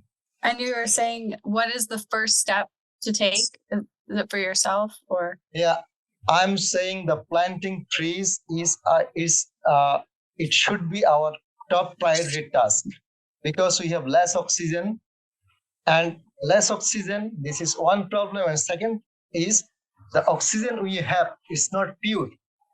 So our air should be pure. So to purify our air, we need some trees like priority based oak tree, banyan tree, and teak tree. These trees I have analyzed in the internet, and they are very helpful to purify the air. And second is the existing. What could be done to reduce the existing carbon dioxide from the atmosphere. This is my 2 point actually. I hope you understand, Michael. I think so. I think so. So my reflection is like in the moment. I'd rather have a long conversation with you, but I would say that you're not wrong that we need to be planting more trees.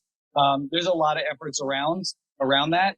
My experience in the last 15 years working in this space, that you can plant all the trees you want if you don't solve the crisis of conscious, where people look at some countries as disposable and just places where they only want to extract the resources, and they look at the people as being a nuisance and in the way who must be eliminated.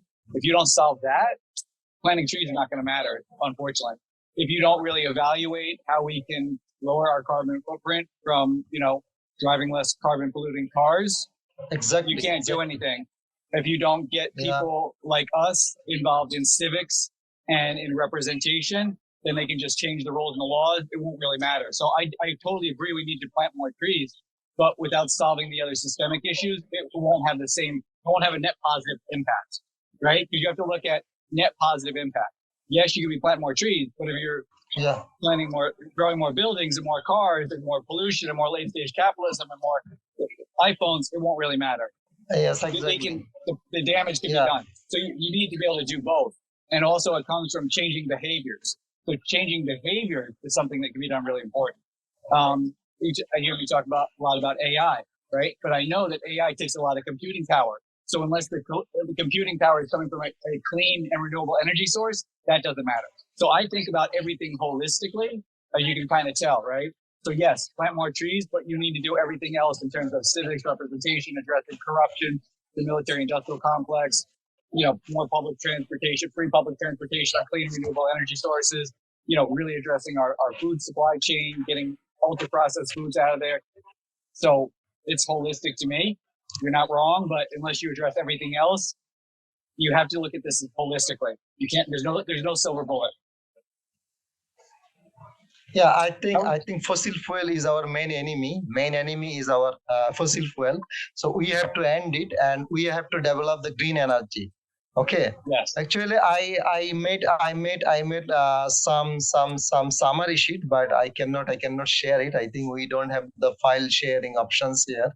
Otherwise, maybe if you could see, you would maybe suggest me, or maybe we can come to some conclusion, because I'm really serious about it, and I can't accept the 13 million people per year, are just disappearing from this planet. It's not a damn joke. And so,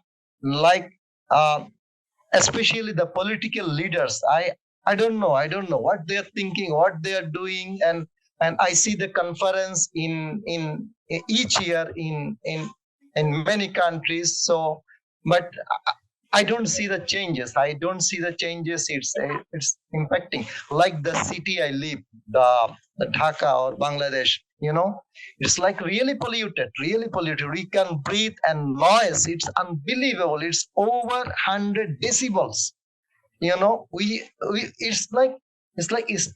It's still I'm glad that I'm alive.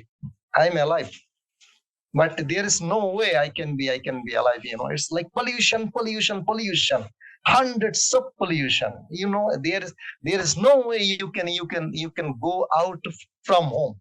If you go outside, there's air pollution, noise pollution, dust pollution, and filthy, polluted air. But if you are still inside the home, I don't have the air. I don't have the quality air to breathe in for me, for my family, for my children, and even the water. So we have lots of enemies, and all these enemies are created by us. It's just by human. And this is the funniest thing. I don't get it. So every year there's a conference, hotel bills, vacation, taking some selfies, and we are just going around, okay, I know you, you know me, just handshake, hug, and this and that. Okay, then we had some nice nice meeting, but no results. It's not affecting us. We don't see it. So we really have to fight for it. We really have to fight for the green energy. Yes. We have to end the fossil fuel. Otherwise, Thank you. we won't live. Thank we you. won't live. Okay, please. Thank you. Yeah. You're talking so much, right? Well, I'm not allowing me to respond. So if you want to make a statement, then I suggest you become a presenter next year. But I'm trying to wrap up my show, so thank you. Again, you can only do so much, right? So if you do not understand the politics and get involved, if you're not becoming the change you want to see, then you're going to keep being frustrated. So I suggest you get involved, you run for office, you become one of those leaders, and you do it, or you build a coalition. You got to be the change you want to see. So take that passion and put it into action. But I can explain to you why, the corruption exists and how it's not going to change unless there's major change on our side. But you're going to keep being frustrated unless you want to be the change that you want to see. So I suggest you run for office because that's one of the best things to do. You got to go into a leadership position where you have some authority. Take that passion, brother, and put it to good use. You're 100% right, but you've got to put that into action. Got to put it into action. All right, so we need to wrap up here. Is there any more final questions? We've got about 6 minutes. Julie had her hand raised. Hi, Michael. Thanks for this. My question is about technology and education. You were talking about MOOC, I believe you said you could do very and I think it would be great to make education more accessible to people. And my question, and I don't know if you have these statistics or not, in the parts of the world that are being hit hardest by the climate crisis, do the people have access to that kind of education? And if not, what can we do to help make that happen? Yeah, great question. So access is an important thing, right? Access, opportunity, right? So they have access if they have a smartphone. If they don't have a smartphone, it's very, very difficult. So there's some very remote areas where they will not. But that is probably less than 30% of the world right now that does not have access to a smartphone, might even be like higher at this point. So that's one, yes. Two, the areas that are hit hardest, why is that the area systemically? And if we look at the role of the United States in a lot of those areas and other empires, we have a huge burden that we need to solve. Our government, right? We as the people are trying to do something differently, but we have to also put pressure on our representatives that aren't representing us, but are representing the global interests of the elite and the corporations. That's a fact, right? In terms of sustainability, if you're not involved in civics and politics and geopolitics and finance and investment, again, you're only like dealing with one part. You need to deal holistically, and the access of education is a very solvable problem. I would need to know, you're talking about theoretically, right? So if you give me a specific example of a country, a city, a town, I can give you a very specific example, but you said something very generic. So yes, we can do that, right? So right now, people travel all around the world pushing their religious beliefs, right? They have all these different ministries going around. So they take it to the people, to push their agenda. What are we doing in a positive way to, be able to say, hey, here's STEAM skills, here's critical thinking skills, here's how to get involved in your community, here's how to green your town, your city, here's the technology you can use, here's the educational resources. That's where, again, immersive gaming is great because you start with education, with learning, you build community, you have conversations. That's how you can change positive behaviors. So that is accessible to everyone unless they do not have electricity or a smartphone. So if someone has a smartphone, 100% accessible. And then it comes down to us, how that gets done, and making sure everyone has opportunities. Yeah, exactly. Because I do feel like those communities that are being left behind without the education and without the access, they can't advocate for themselves, which goes back into that circle of grassroots and people advocating and making the change and being the change. And how can you be the change if you're not? So I'm just double clicking on that we have to find a way to get these resources to those individuals. Absolutely. So I think you have time for one more question. Yes. I had a question. I don't see that many more in the chat. I was just curious about testing of the games, like what's the current status now? How are they tested for impact or or effectiveness? What do you mean? Like different, like cutting edge technology games that are being used to educate. Educate on what? Do you about the game that we're developing, or yeah, I mean, general? The one you're developing. Yeah, so we're designing it right now. So in the design, the first thing I start with is making it inclusive. To make it inclusive, you have to look at people with all abilities or disabilities.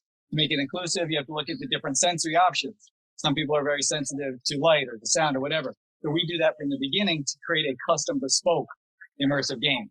So that's one. And then two, testing it. Oh yeah, you want to test it with the broadest audience possible so you get all that great feedback to do that. And then you're collecting the information, and then that same thing that's being analyzed and then put back to that group and get part of the testing. So we do stuff. So right now, this is old school. That's the way it should be done. Most people now, they develop a game, they just throw it out there, and they let the users, the customers, pretty much test it for them. We don't do that. So we're building it all in here. So I would love to invite everyone on this call to be part of that process. So we're in the early stages. So you can all be involved in this, and I would love your feedback. That's the way we do it. We're not going to develop and then put it out there. We want your engagement and your feedback 100% from the beginning. That would be wonderful. I would love that. And I think a lot of us on here would enjoy to test that out with you. All right. Awesome. We'll let you get back to your exciting day over there. Thank you so much for being here. All right. Sounds good. If you send me all the questions afterwards, I'll I can address more offline, but thank you so much. It was good seeing everyone. Sujan, again, love you, brother. I'm serious. We can talk offline. I'm happy to have that conversation. I didn't mean to cut you off, but I needed to wrap this up as well. So I appreciate you, brother. Yeah, thank you. All right. Thank you so much. Thank you, Michael. Thank you so much. Good one. Bye. Bye. Bye. Bye. Dr. Ginny Whitelaw is an 86th generation Rinzai Zen master, Chozai Zen priest, and founder of the Institute for Zen Leadership in Wisconsin. With more than 25 years developing whole leaders, she is the author of Resonate and the Zen Leader, and co-developer of Phoebe, a personality assessment that links mind and body and behaviors. Formerly deputy manager for integrating NASA's space station program, she has a doctorate in biophysics, degrees in physics and philosophy, and a 5th degree black belt in Aikido. She is a regular contributor to Forbes.com on leadership strategy. I now welcome Dr. Whitelaw to the spotlight to share her presentation on creating whole leaders and world builders in dicey times. Thank you, Ginny. Thank you. Thank you. And what an honor to join you all today. I actually changed the title of this talk after meeting with the wonderful folks at World System Solutions, and they had ChatGPT suggest some new titles. So more on that in a minute. Because I realized in this wonderful day together, wow, we're covering such a diversity of topics, aren't we? You know, it's almost like, poof, so much. From human trafficking to education across the world and climate conscious education to systems of games that can help us become more familiar, more facile with how to be the change we want to see in the world, right? We've been introduced to a number of our words throughout this time about regeneration and replenish and reduce and recycle and remember, right? And I'm going to add a couple more, some we've already talked about, but we're going to talk here about reconnection. We're going to talk about resilience. We're going to talk about resonance, how we can create some bigness to what change we do want to see and be in the world. So as we get started, I invite you, for those of you who have access to the chat, I invite you to write in the chat something about how you describe your energy right now. I know this is like 3 hours plus into this wonderful summit. So describe your energy to me right now. I want to kind of see where we're starting from. Because I'm conscious of the fact that we can sometimes get whiplash, when we go from topic to topic. And I just want to see kind of take the pulse on where we are right now. If you can write in, that's great. There's a kind of buzz, isn't there? Boy, after you could feel the different energy from the speakers, right? There's a charge to it. Energy is contagious. That's going to be one of the themes you hear from me today. You heard. I love how there's a lot of energy already in the chat. Some fatigue, got that. The openness, aren't these summits wonderful for taking in new ideas? And for some of you, this is a wild time zone, isn't it? We're all across the world in this connection. And I think for some of us, there can be a stress to this time. I'm feeling into some of Michael's messages just recently. And here we are alive at a time, and as Sujan pointed out, that where conditions in many parts of the world are unlivable. And here we are. And it's my perspective, and you don't have to agree with this, but I would just offer it as thought food, that we chose this time. We chose this time. This is a pivotal time in human history. And here we are. What are we going to do with these precious lives of ours? What can we do to be the change we want to see?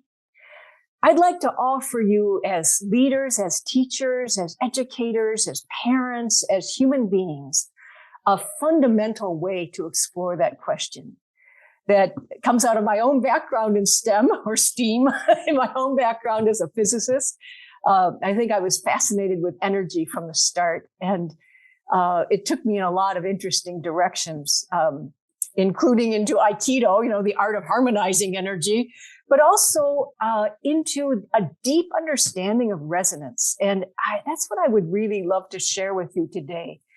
In addition to the objectives that I will lay out for you in just a moment, I will add an objective that I will hope that this brief talk, our brief time together, leaves you even a little more energized, maybe even a more grounded, energized way than you started. And for those of you already buzzing and feeling wonderful, maybe we can even raise the bar. What I'd like to do is explore a foundational understanding with you about an understanding, a value, a skill that tomorrow's leaders need, today's educators need to appreciate this connection between resonance and resilience. If time permits, I'd be glad to offer you a practice for building both, because one of the things I very much have found in my own journey is when you take things into the body, you make them real. And the change we want to see on the outside starts inside first, and then it radiates into the world, because energy is contagious, just as we saw in that when we mirror each other. So what I'd like to do is share my screen. This will stop the other screen share. Do you want to continue? I hope you don't mind there, Tracy, let me share this here. So I'll call this resonant leadership. So how we can navigate these uncertain times or dicey times with authenticity and resilience. This, by the way, was suggested by ChatGPT as the best title for what I wanted to talk about. So let's see how well ChatGPT did. And inspiring this talk, I'll go back to something that WSS posted on LinkedIn about what this whole weekend was about.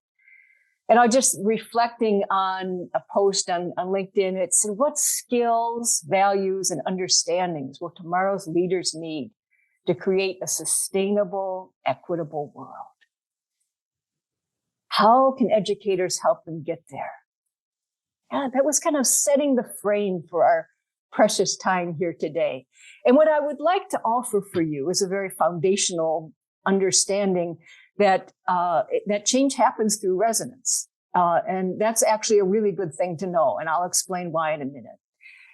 As we've seen throughout these presentations, the values for living into this have to do with a kind of shift around what we care about, what we really fundamentally care about. So caring about people, about the planet, about their future versus today's profits or this quarter's results or whatever. And I'm not saying that's bad. I'm just saying it's not enough for what we're facing, not enough for these times. We need a bigger sense of value. And then the skill is how each of us, every one of us, every one of our students, every one of the people in our organizations, everyone in the world that we touch, how we can help them make their authentic difference with resilience, be resilient in this time. Because in addition to leadership skills, this time is going to call for a deep, deep resilience. So let's go. Let me just start with a kind of a physics approach.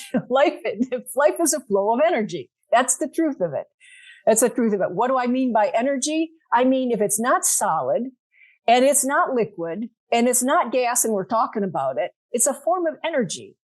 So, and even those things, by the way, if you know your Einstein, are a very condensed form of energy. So really it's all energy.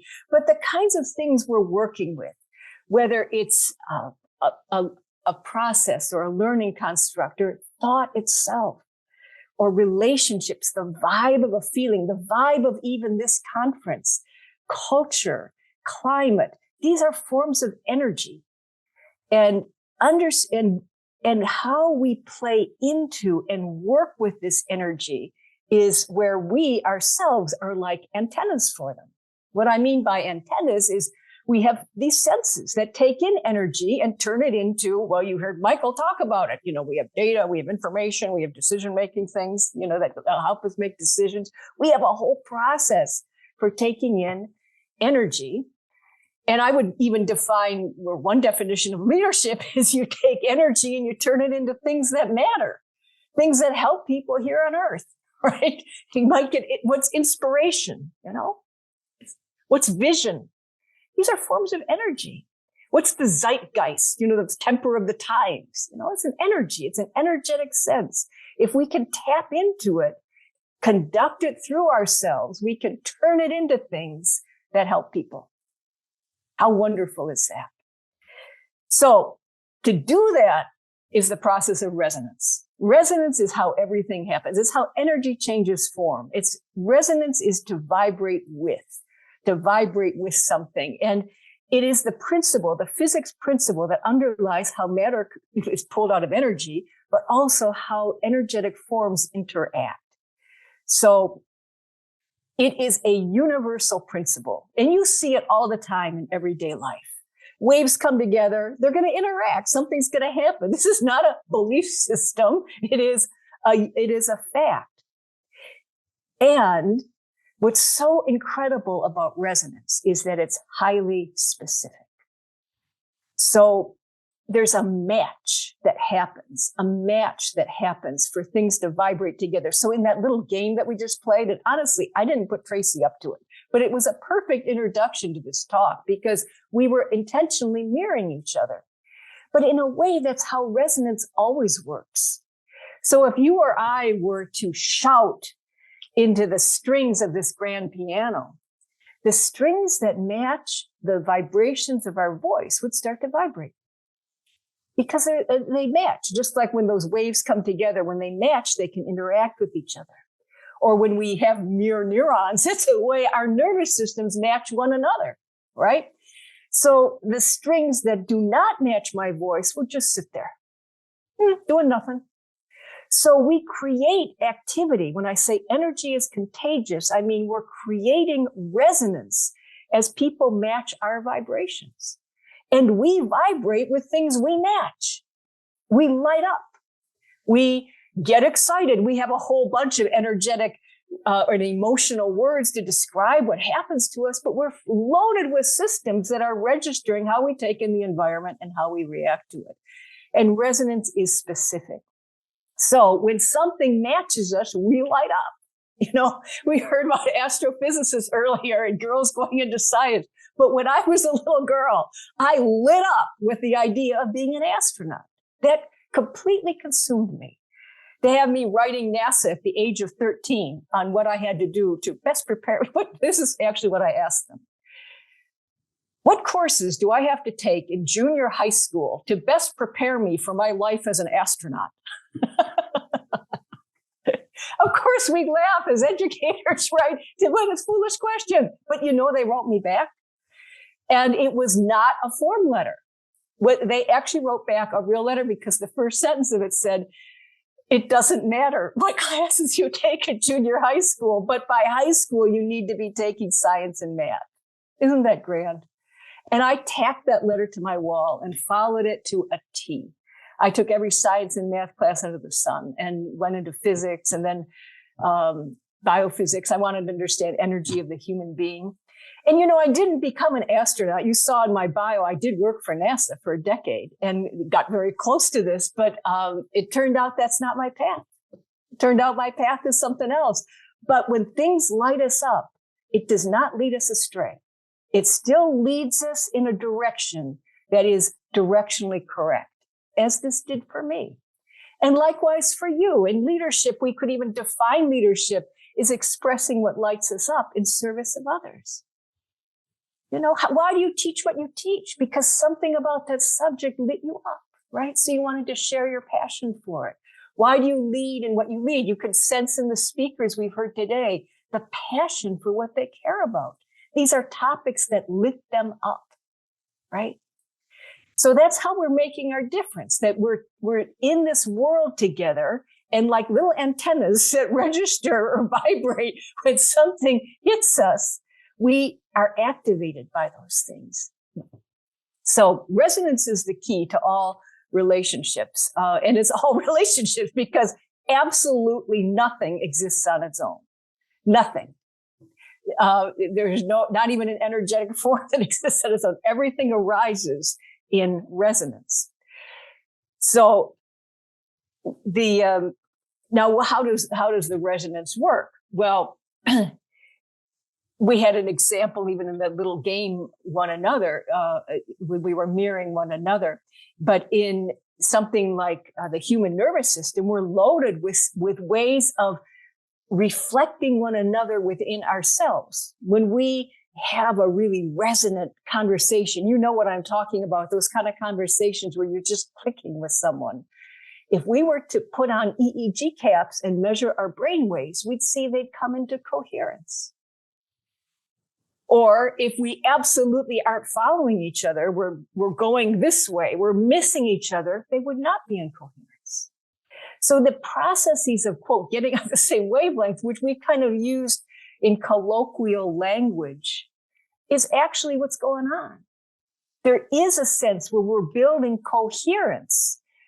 A lot of what this summit is about is how we can make that signal bigger. So as Tahiya said, that we aren't just making a noise, we're making a statement. A statement is a coherent message, right? With one another in our relationships, we're making maps of each other all the time. Another principle I would just share with you that I feel is part of what is explaining some of what we're stuck with, we're facing right now. A lot of what Michael was talking about and all the systems and the capitalism and the systems that we're inheriting to work with and trying to solve this issue of the climate crisis. That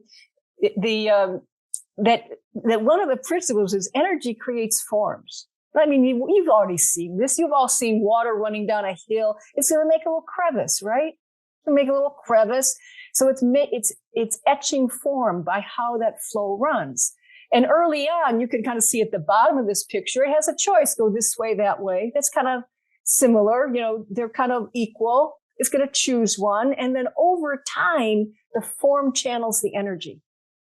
There's so much form in place that the energy is going to go that way. So it's hard to go into a corporation, for example, and be a disruptor, because so much energy in that corporation will channel your energy a certain ways. Or to be an educator in a system that has all these policies and rules directed by a local school board that has all these political implications, because the energy will be channeled a certain way. So be patient with yourself. Be patient with the system. This is a physical fact, right? It's not right, wrong, good, bad. It's what happens. It's what happens.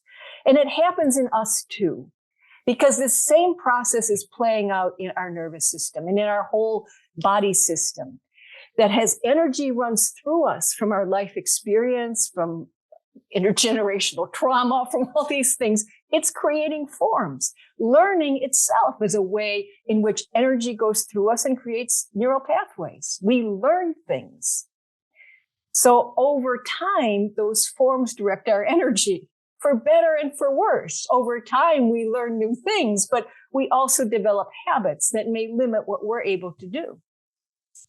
We may also develop ways of, in a way, trying to protect ourselves, or the trauma, or what we haven't worked through, or again, if we're feeling disconnected, where our energy is really impeded. And there's been some wonderful research around, again, how energy changes things in our body, like heart rate variability. This is work from the Heart Math Institute. They look at the heart under different emotional states, and they find it reacts radically different. And it's not just a felt sense in us that how we might feel different going from frustration to appreciation. And our heart registers that signal for sure. It also shows up in our environment, in the signal others get from us. I mean, you can feel the difference from somebody when they're all frustrated versus when they're full of appreciation. But the entire electromagnetic field around a person, which is largely generated by the heart, is more or less coherent as a result of that condition. So who we are, how we show up moment by moment really matters. And if we are in a condition where we're able to bring energy clearly through the body, absorb inspiration, find what lights up our heart, and bring it into action, which you see the Hara center, the lower abdomen, a crucial center for converting energy into matter. That's a center that controls movement and power in the human being, a key energy center. If we're able to bring energy through us, we can turn energy into things that matter. And there's an enormous resilience in being able to conduct energy. Because, go back to the first slide, life is a flow of energy. The alternative, though, is that tension and trauma and self-protection and all these ways we might try to wrap ourselves up in bubble wrap, it impedes resonance. It impedes resonance. Let me just give you an example. I happen to have a little bell here. I'm going to let me just change the setting here for a second. So I want you to see if you can hear this bell. If you can hear this bell, can you hear that? Okay, good. So that's what I'd call ringing your true note, being what you can be in the world. Here comes opportunity. Here you are. Opportunity strikes. And you can hear it. You light up and you resonate your signal into the world. You make your difference. But if we are full of tension, trauma, upset, frustrated, difficulty, here comes opportunity, that's what happens.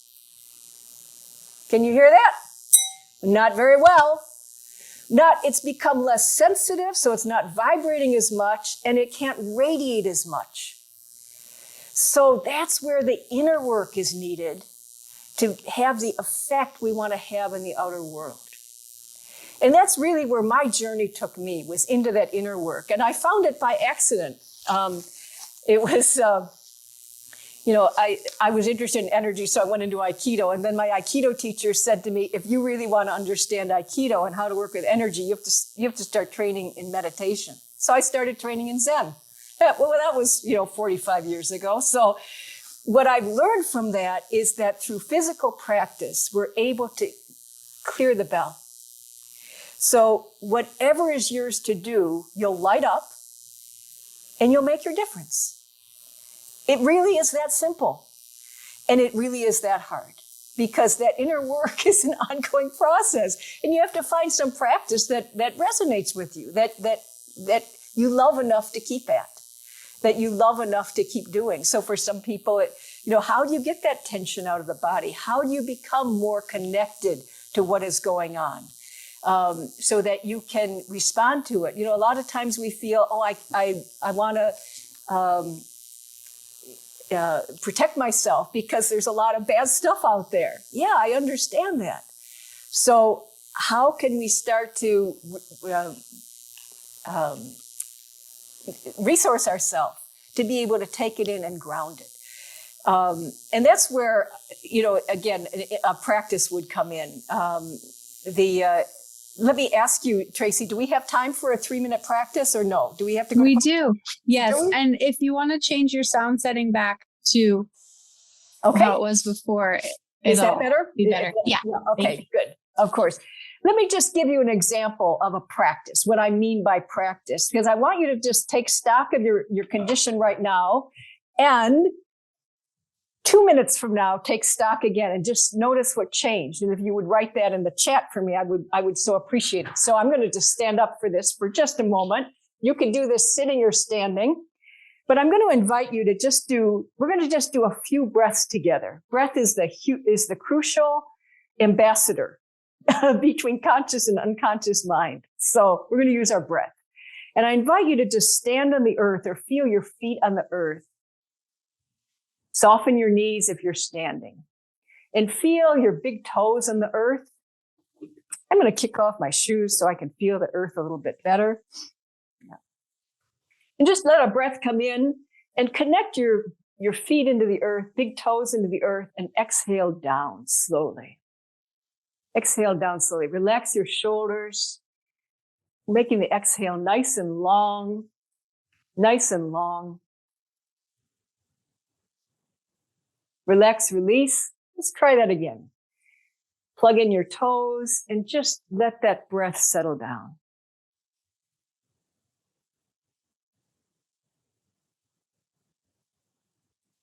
Let your arms drift up. On the inhale, plug in your toes and just expand through your fingertips. Expand through your fingertips. So let your eyes see 180 degrees, same time. Slow exhale,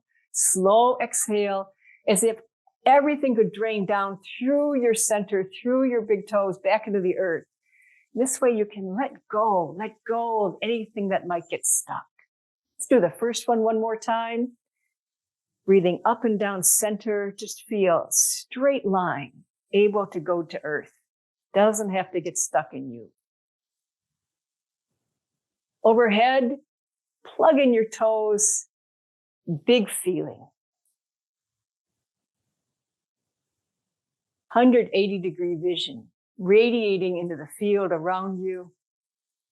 Long, slow exhale. Beautiful. Final set. Up, down, center.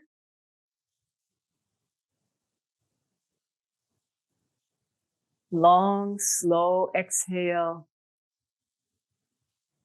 Relax, arms drift up, plug in the toes, and expand into the field around you, even as that exhale keeps you grounded, centered.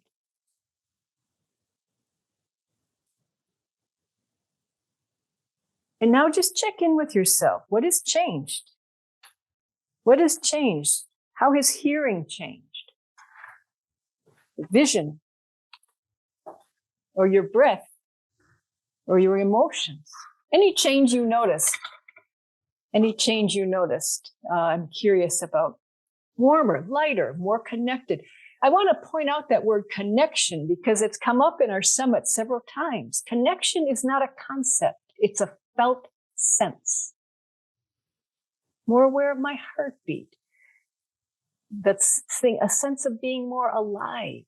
Absolutely. Absolutely. And then just by way of wrapping up, what I would say in this condition is that resonance is a fact. You are going to vibrate one way or another. How you resonate becomes a choice. And if you have practices that help energy move through you, you're going to be more resilient. You're going to be more responsive when inspiration strikes, and you're going to be able to radiate your true note into the world, making exactly your difference. So this practice that I shared with you, I call Hara breathing. Hara is that lower center. You see my recommended dose. 3 sets twice daily. I start every day this way. So to recap then, understand you are vibrating with the energy of life for better and worse. So why not make it better? Caring for the relationships you affect, the relationships you touch, because nobody but you stands at the intersection of where you are. You touch a unique part of the world. So caring in those relationships with the best you've got, that's your role. that's yours. And when we can resonate with the difference that is ours to make, we live exactly true to what the mind or the head will interpret as our purpose. True to purpose. So what I will say is that it's not only fun, this is where the joy and the resilience comes in.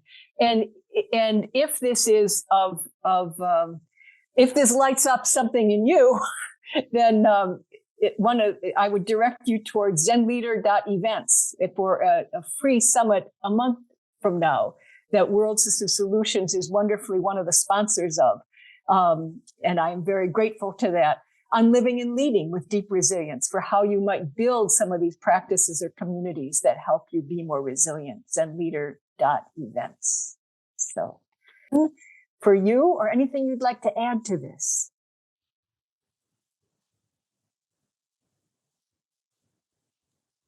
Julie and Sammy. Thank you, Dr. Whitelaw. I really appreciate all of this, and I practice qigong, and so I do appreciate the grounding of the energy and understanding that resonance is a fact, that every human is resonating with something in any moment. And my question, and I'm going to put you on the spot a little bit. I observe a number of people in the world in our current climate that are resonating with fear, resonating with hostility, and resonating with others who are resonating with that. Yes. So, and they might say that they feel lit up by it. Yes. So how do they know the difference? How is conscious resonance with higher energies? How might I share with someone how it would feel different than resonating if everyone in your neighborhood hates so and so and you're resonant with it, and you think that's good? Yes, lots of things can get amplified, and one of the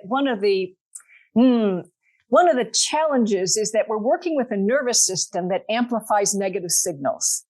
And it was a good survival strategy. We're glad our nervous system evolved that way because it keeps us out of trouble. But the result is that you can, in a sense, build a lot more resonance. And you see this on social media all the time by communicating hate and violence and difficulty, negative emotions, right?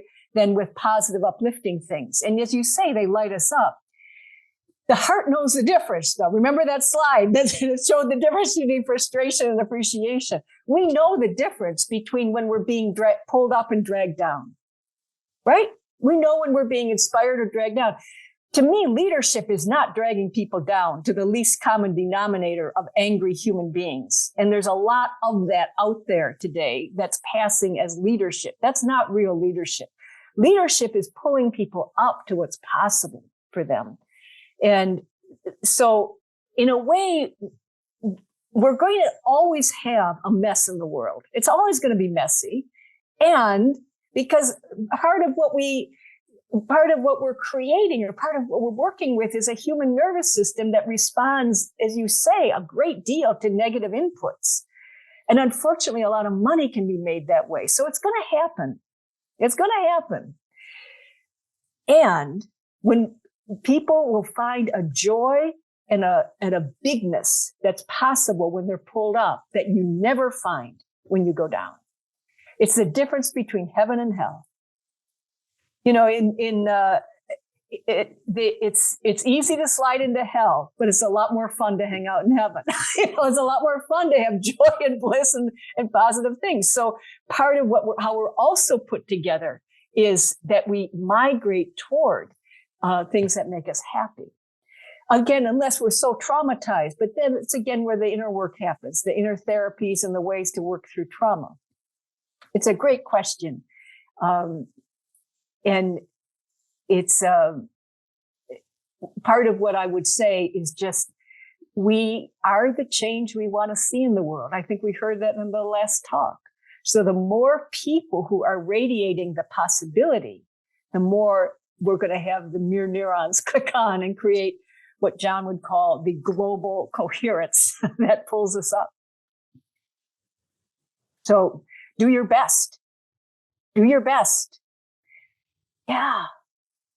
I wonder if there are people who don't know that's possible, who don't know what it feels like to be pulled up. And how can we, I see that question in the chat too. How do we pull them up? Because there may be people that have never even had the experience of, right. Yeah. Right. You know, it often is from some wonderful teacher that we met, somebody who saw possibility in us, or a wonderful parent, or a wonderful mentor or elder in our community, who first pulls, you know, who shows us what's possible. You know, the people that I bet everyone on this summit can pick somebody in your life who pulled you up, who saw what was possible for you, who was a great teacher to you, who inspired you. I've been blessed to have many of these teachers in my life, and part of what we can be for one another is that even if somebody's disconnected, if you can connect with them and you're connected, you'll pull them up. One of the things I learned as an executive coach, I've worked with leaders for 30 years now, is if I could see their greatness and I could see who they are, I could hold that space and they could grow into it. Sometimes that's what we're doing as teachers, as coaches, as leaders, you know, as we build our team, right? So I'd say run your own experiment, but that's been my experiment. And people may not feel connected to life, but if you're connected to life and they're connected to you, they've at least got 1 degree of separation. They're at least more connected. Love goes a long way. Love goes a long way. Mm-hmm. Thank you. Sammy, would you like to speak in? Yeah, thank you. This has been a really fascinating talk, and I found myself getting tearful in some moments. So I found that to be interesting. You mentioned that the electromagnetic field of our energy system is largely influenced by the heart center. And we've been working, a couple of people on this call, Sadie and Megan, we've been working with bioresonance devices lately, and I've just kind of been exploring them and finding them to be interesting. That said, the resonance device that I was using yesterday said my heart center in my heart chakra was low. And I just found myself yesterday really wanting to be alone, feeling like I was isolating a lot. So I was just contemplating on the question of how do you feel that the heart center impacts our ability as a species to consciously collaborate with each other? And how can we develop our heart center so that we can increase that capacity? What a lovely question.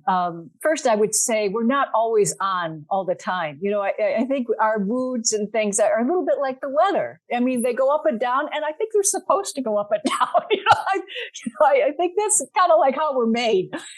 So I don't think we should get too down on ourselves when we have a bad heart day. But to your question, what I think is really wonderful, and this has been this is why I emphasize that hara breathing, even in this practice I shared with you, is that the heart will open when the body feels safe. When the body feels threatened, we protect ourselves. What's the first, if you had to model right now self-protection, if you were protecting yourself, what's the first thing you do? Right? That's the first thing you're protecting. So the heart feels safe when the hara is strong. And when we're in a safe situation, if we're not in a safe situation, you probably do want to protect yourself. But the hara, so part of what we're really developing with the lower center is our center of power. That's the center we really cultivate in Qigong and martial arts and things like that, right? But that center of power. So it's, and movement. And the more the hara is developed, it's almost like a container that holds the heart.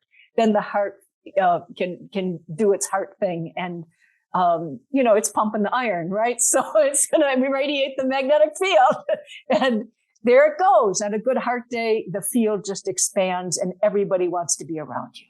That's going to foster collaboration.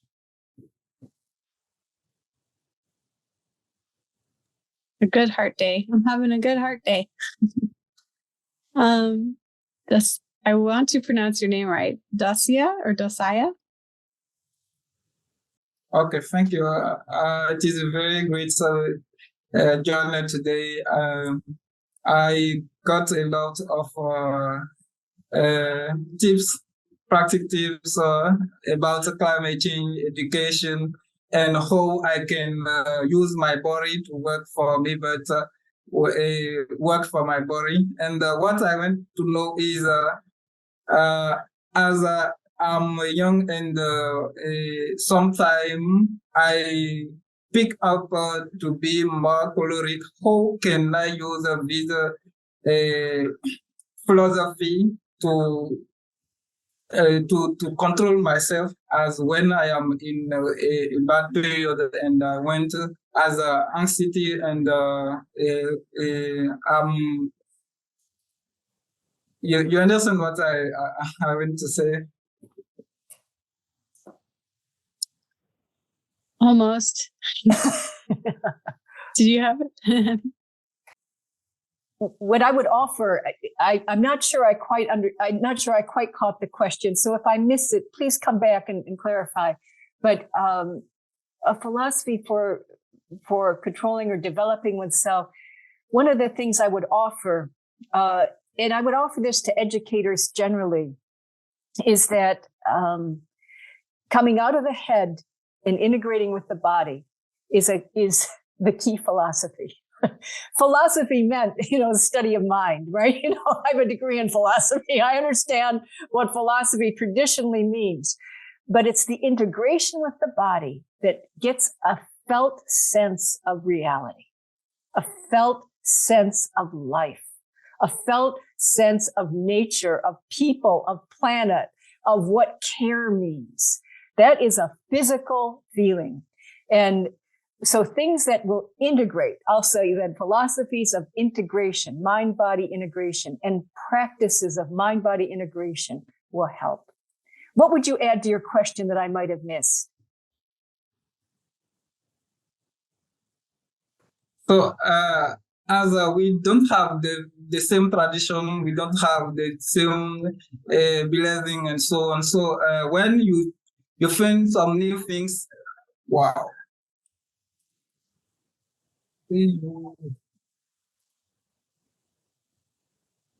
When you think some new things and as you want to use it or you practice it, it's like you become of other kind of people. You don't want to use yourself what you have in androgen, and you are going more of what they teach you or you are seeing in your community. So what I see today is very specific, and it is something that can everyone can use for himself, and it is very powerful, but it is very easy and very powerful when you use it. And I want to know if they have possibility to have some book or videos where I can find something like more that can help me to enhance my level in this kind of practice. Thank you. Sure. You give a great example that we get constrained by the forms of our culture. Sometimes we're exposed to these things, sometimes we're not. What's in our community? What's so marvelous about this global community and this technology is we can reach across the globe and be available to one another to share what we've learned. What I've learned did not come from my culture either. It came from other parts of the world, right? So one thing I would offer again is at zenleader.events, you'll find zenleader.events. The Deep Resilience Summit is going to be loaded with practices and communities, and one might light you up. These are communities that oh, thank you so much, Megan.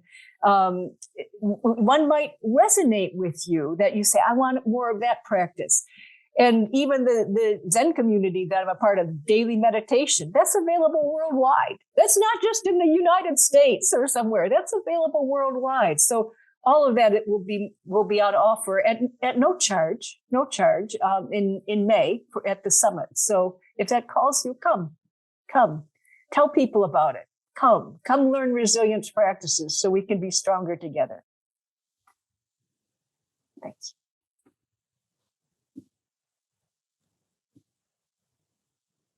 This is wonderful. Thank you. So glad you have that summit coming up. Are there any other questions or comments?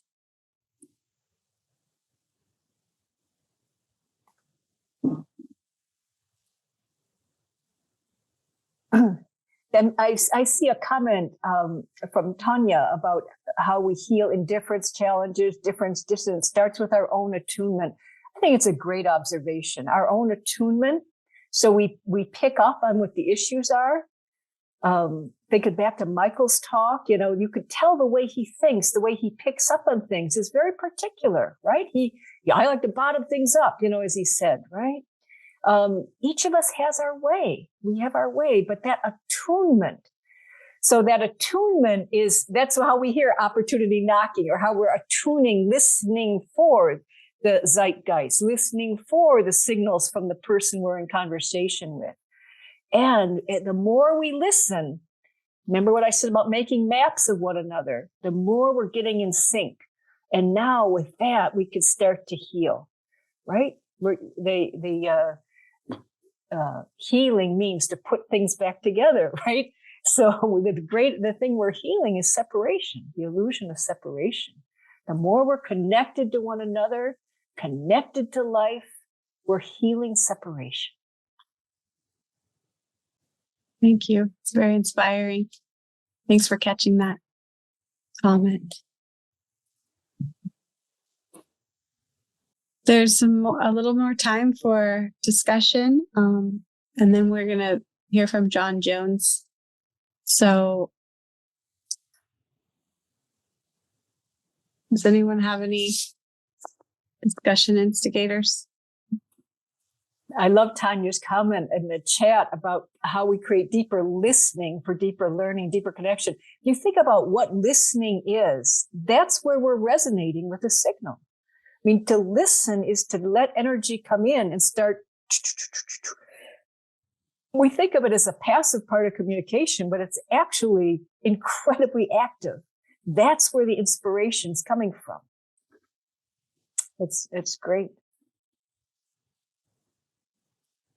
Do you have any suggestions for when the energy is coming at you that you don't really know how to resonate or assimilate into your being, it's like Aikido or martial arts, kind of like transform the energy into something that feels more harmonious to both people, to your own body. More harmonious. Well, I mean, that's exactly what Aikido is training in, is how to harmonize energy. And what you learn is to accept what's coming and then redirect it, as opposed to putting up a strong defense and trying to push it away. Now, in real life situations, sometimes that works, sometimes that doesn't work. So I'm not saying this is a panacea for all human situations, but what it's grounded in is being able to be in control of yourself, or not control like rigid control, but knowing your own triggers and working through your own triggers so that you're centered and grounded, so that you're able to not get pulled into, I'm going back to Julie's question, which was so good earlier, how not to get pulled into other people's grief and hatred and anger and the rage, even being able to accept where people are coming from without getting triggered. And then maybe there's one healing step forward, right? Maybe they can still be angry at the world, but there's one thing they can feel connected with you. Maybe that's the most you can do in that moment, that day. In other moments, maybe you can galvanize an entire community. Love it. There's one more question. Please connect resonance and consciousness/unconsciousness within the youth. They are the future of humanity. How can we assist them? How can we assist them?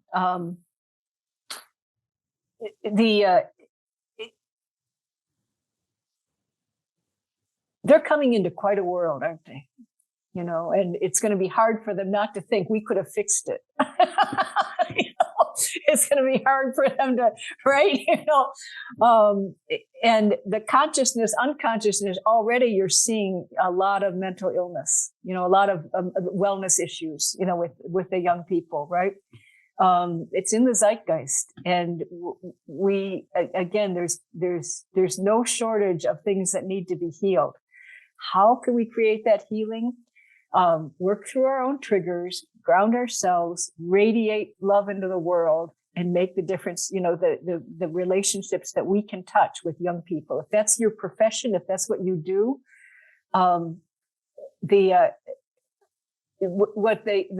key skill young people are going to need is resilience. They really are.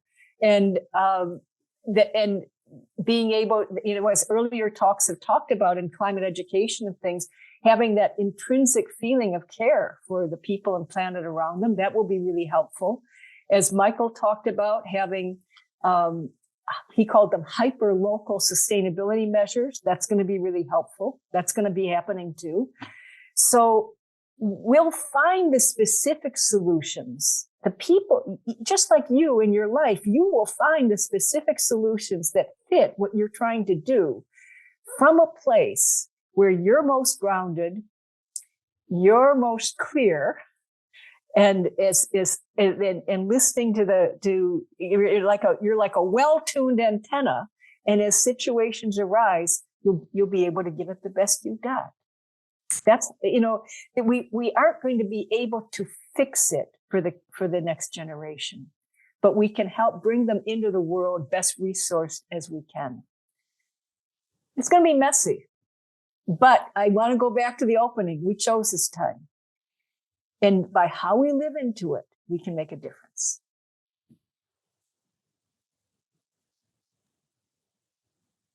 Thank you so much. That was amazing. And I think we all learned so much, and just really loved the physical example of the bell. It's great.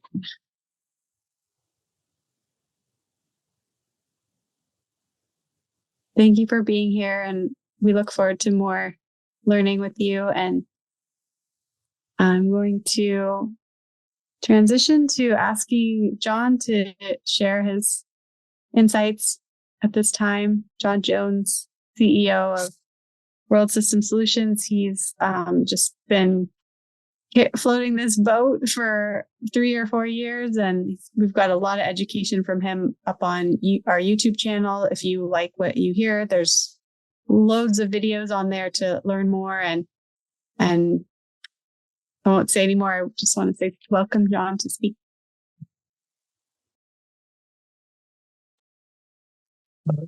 Thank you. And thank you, Jenny. Thank you, Tahiya. Thank you, Michael. Thank you, Matthew. Thank all of you excellent presenters today. You've offered insights and wisdom and perspective and support and knowledge and wisdom to this whole process so constructively and so in such a finely distilled form that that distillation, that refinement, that evolution of your capacities is truly helpful to everyone that's online. And this is being recorded. Your words, your contributions will continue to help in the world. And all of you folks here online that have been part of this conversation, your insights and your wisdom, your understanding, your care is going to continue to reverberate, is going to continue to help heal the world and guide the world to whatever capacities we arrive at in regard to solving the climate crisis and the poly crisis. The 4 presenters today all presented brilliantly from their perspectives, their capacities, their experience, their expertise, their heart resonance, their soul process. And every one of them is an absolutely necessary and key core part of the puzzle to solving the climate crisis. We can't do without any of the voices in our world. We can't do without any of the souls in our world. We can't do without any, especially in these times, without any co-creative contribution and benefit that everyone has to offer. The perspectives of understanding about human trafficking that one can derive from Matthew's presentation, of course, are brilliant, insightful, empowering, and offering the capacity on all of our parts to do something, even if it's writing a letter to your congressperson, or even if it's writing an email to somebody with this information, so that the world can understand better what situations, dire situations that people are going through in large numbers in our world today. The information from Tahiya of HerWILL, brilliant information, women's empowerment. Women are half the population of the world.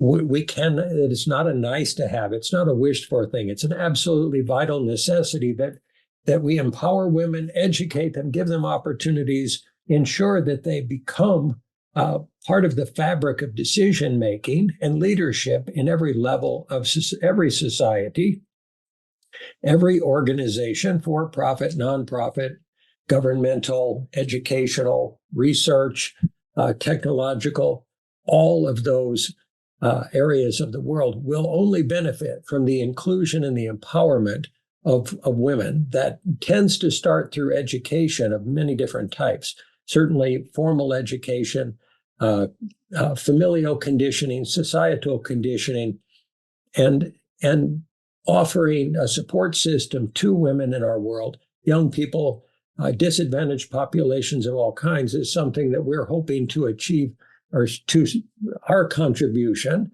to the world at this time as an organization, World System Solutions, a collaboration platform we call the Phoenix Platform. And that said, the synthesis, the integration of all of these perspectives, all of these excellent educational offerings that the folks that we're presenting today have brought to us, the integration of that will help the world create whole solutions. Being, as Ginny has said, being present in one's own body, experiencing one's own feelings, thoughts, energy dynamics, emotional dynamics, relational perspectives is mission critical to being able to make wise, caring, conscious, discerning, compassionate, and empathetic choices. Empathetically informed, compassionately informed, relationally informed, emotionally informed, consciously informed, and also informed by attainment of wisdom through various modes and methods, education, mentoring, existing and future support systems that everybody can help contribute to, design, architect, build out, and benefit from. Again, we see this as the future for humanity: collaboration, conscious care, conscious love, conscious service for the good of every other species on the planet, for the planet itself, and for 1 billion children that are, according to UNICEF at this time, under severe climate change risk and threat. Those children are likely to be the ones that are going to be hurt most by the symptomology of the climate crisis, or what could be referred to as the larger polycrisis in our world. So it's vitally important that we do anything and everything that we can to ensure their well-being. According to various scientists, there could be 1 million other species that are rendered extinct by human life process, decisions, actions, technology, application of fossil fuels, or highly technologized ways of fishing, for example, in the oceans, or clear-cutting forests to make room for grazing cattle that then can be the lungs of the planet to collect carbon. There are so many dimensions to the polycrisis.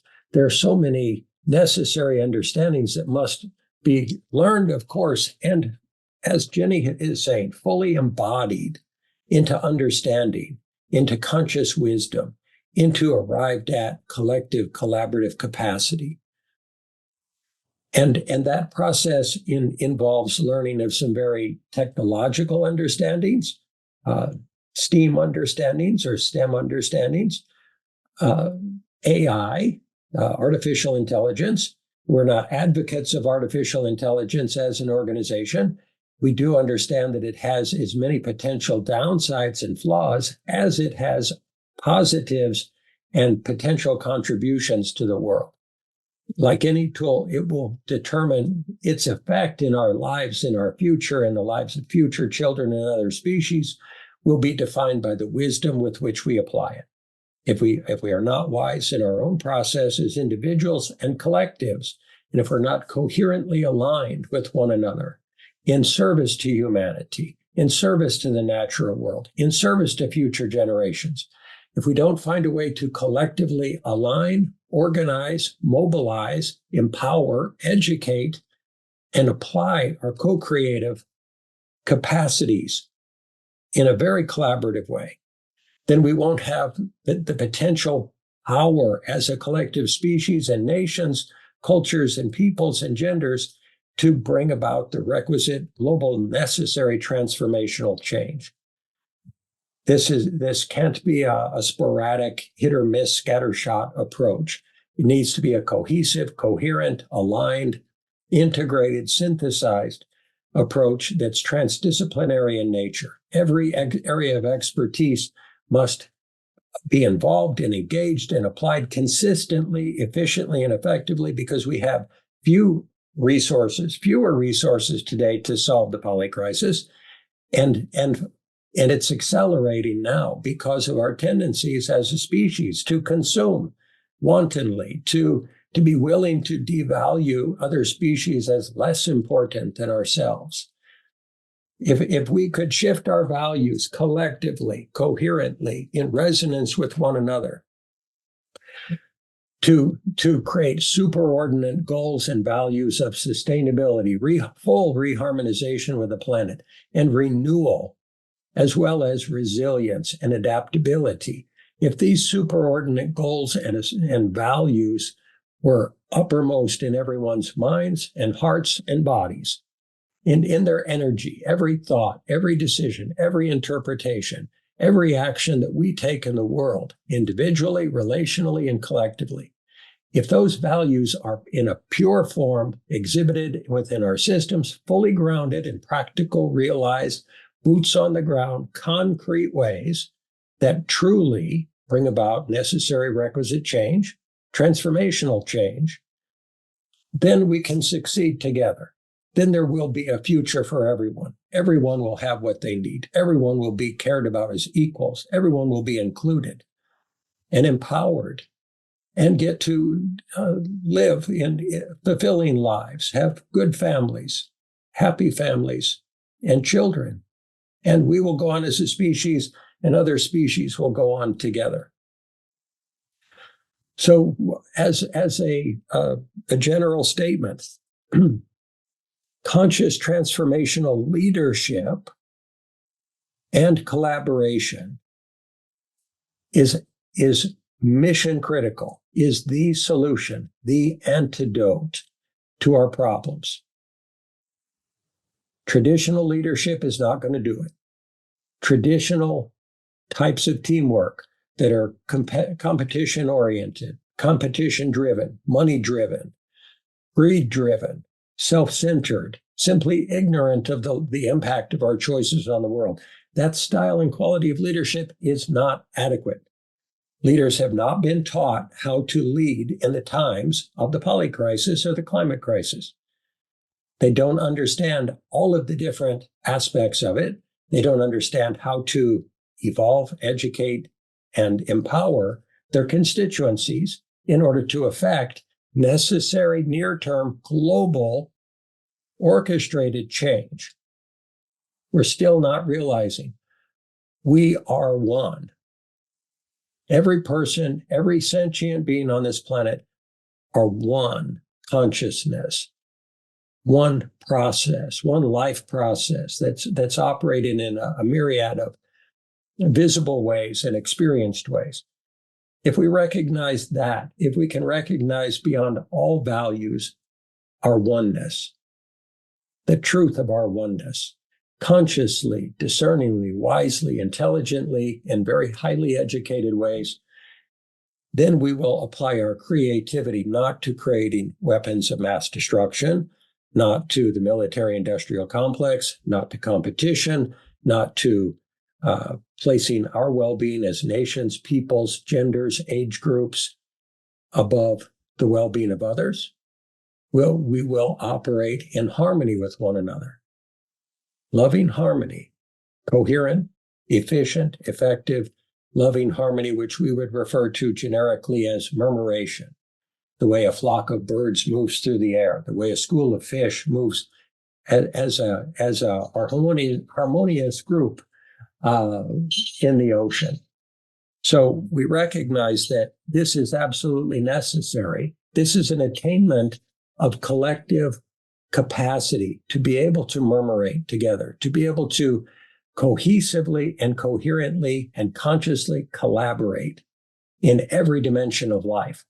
The optimization of that skill set, that is educable, that capacity, which can be trained, mentored, communicated, modeled, exemplified, presented, and embodied by every human being on the planet, that will create a future for all of us and a future for the world.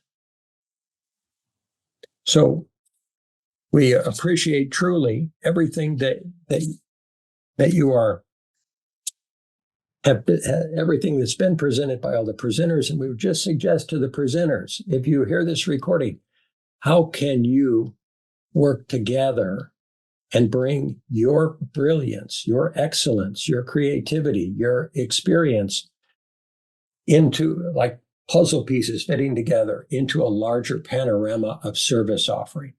It's an invitation, it's a hope, it's a request for such a contemplation. And how can everyone online here connect beyond this conversation and collaborate and work together and align and organize efficiently and effectively, and thus have greater power and effect and impact on the polycrisis, the climate crisis, and generate a beautiful world that's good for everybody.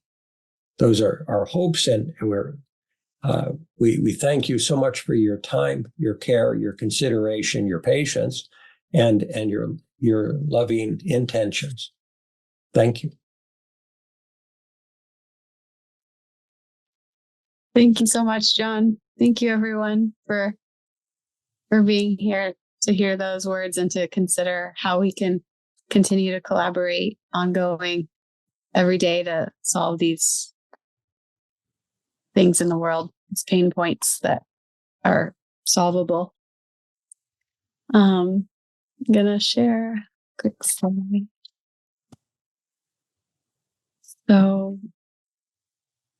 we want to work with you and collaborate and hear your ideas, thoughts. So we want to improve the futures of all women, youth, animals, plants, people, and diverse populations. So if you want to see how you can continue the conversation with us, you can fill out a collaboration form on our website or email us here at connect@wssnow.org, or just respond to any of the follow-up emails you get. We have another summit coming up in July and October. So someone will probably put this link in the chat. It's the registration link for the next summit. So we'd love to see you there. And you can also look at our website to learn more about the Phoenix platform, which you've heard about today.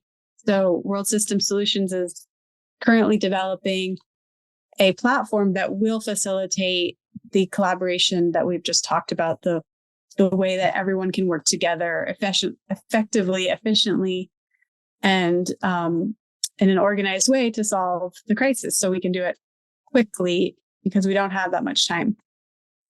And so you can learn more about that on the website, and feel free to, learn more and donate, because we need funding to build the platform and to keep these programs going.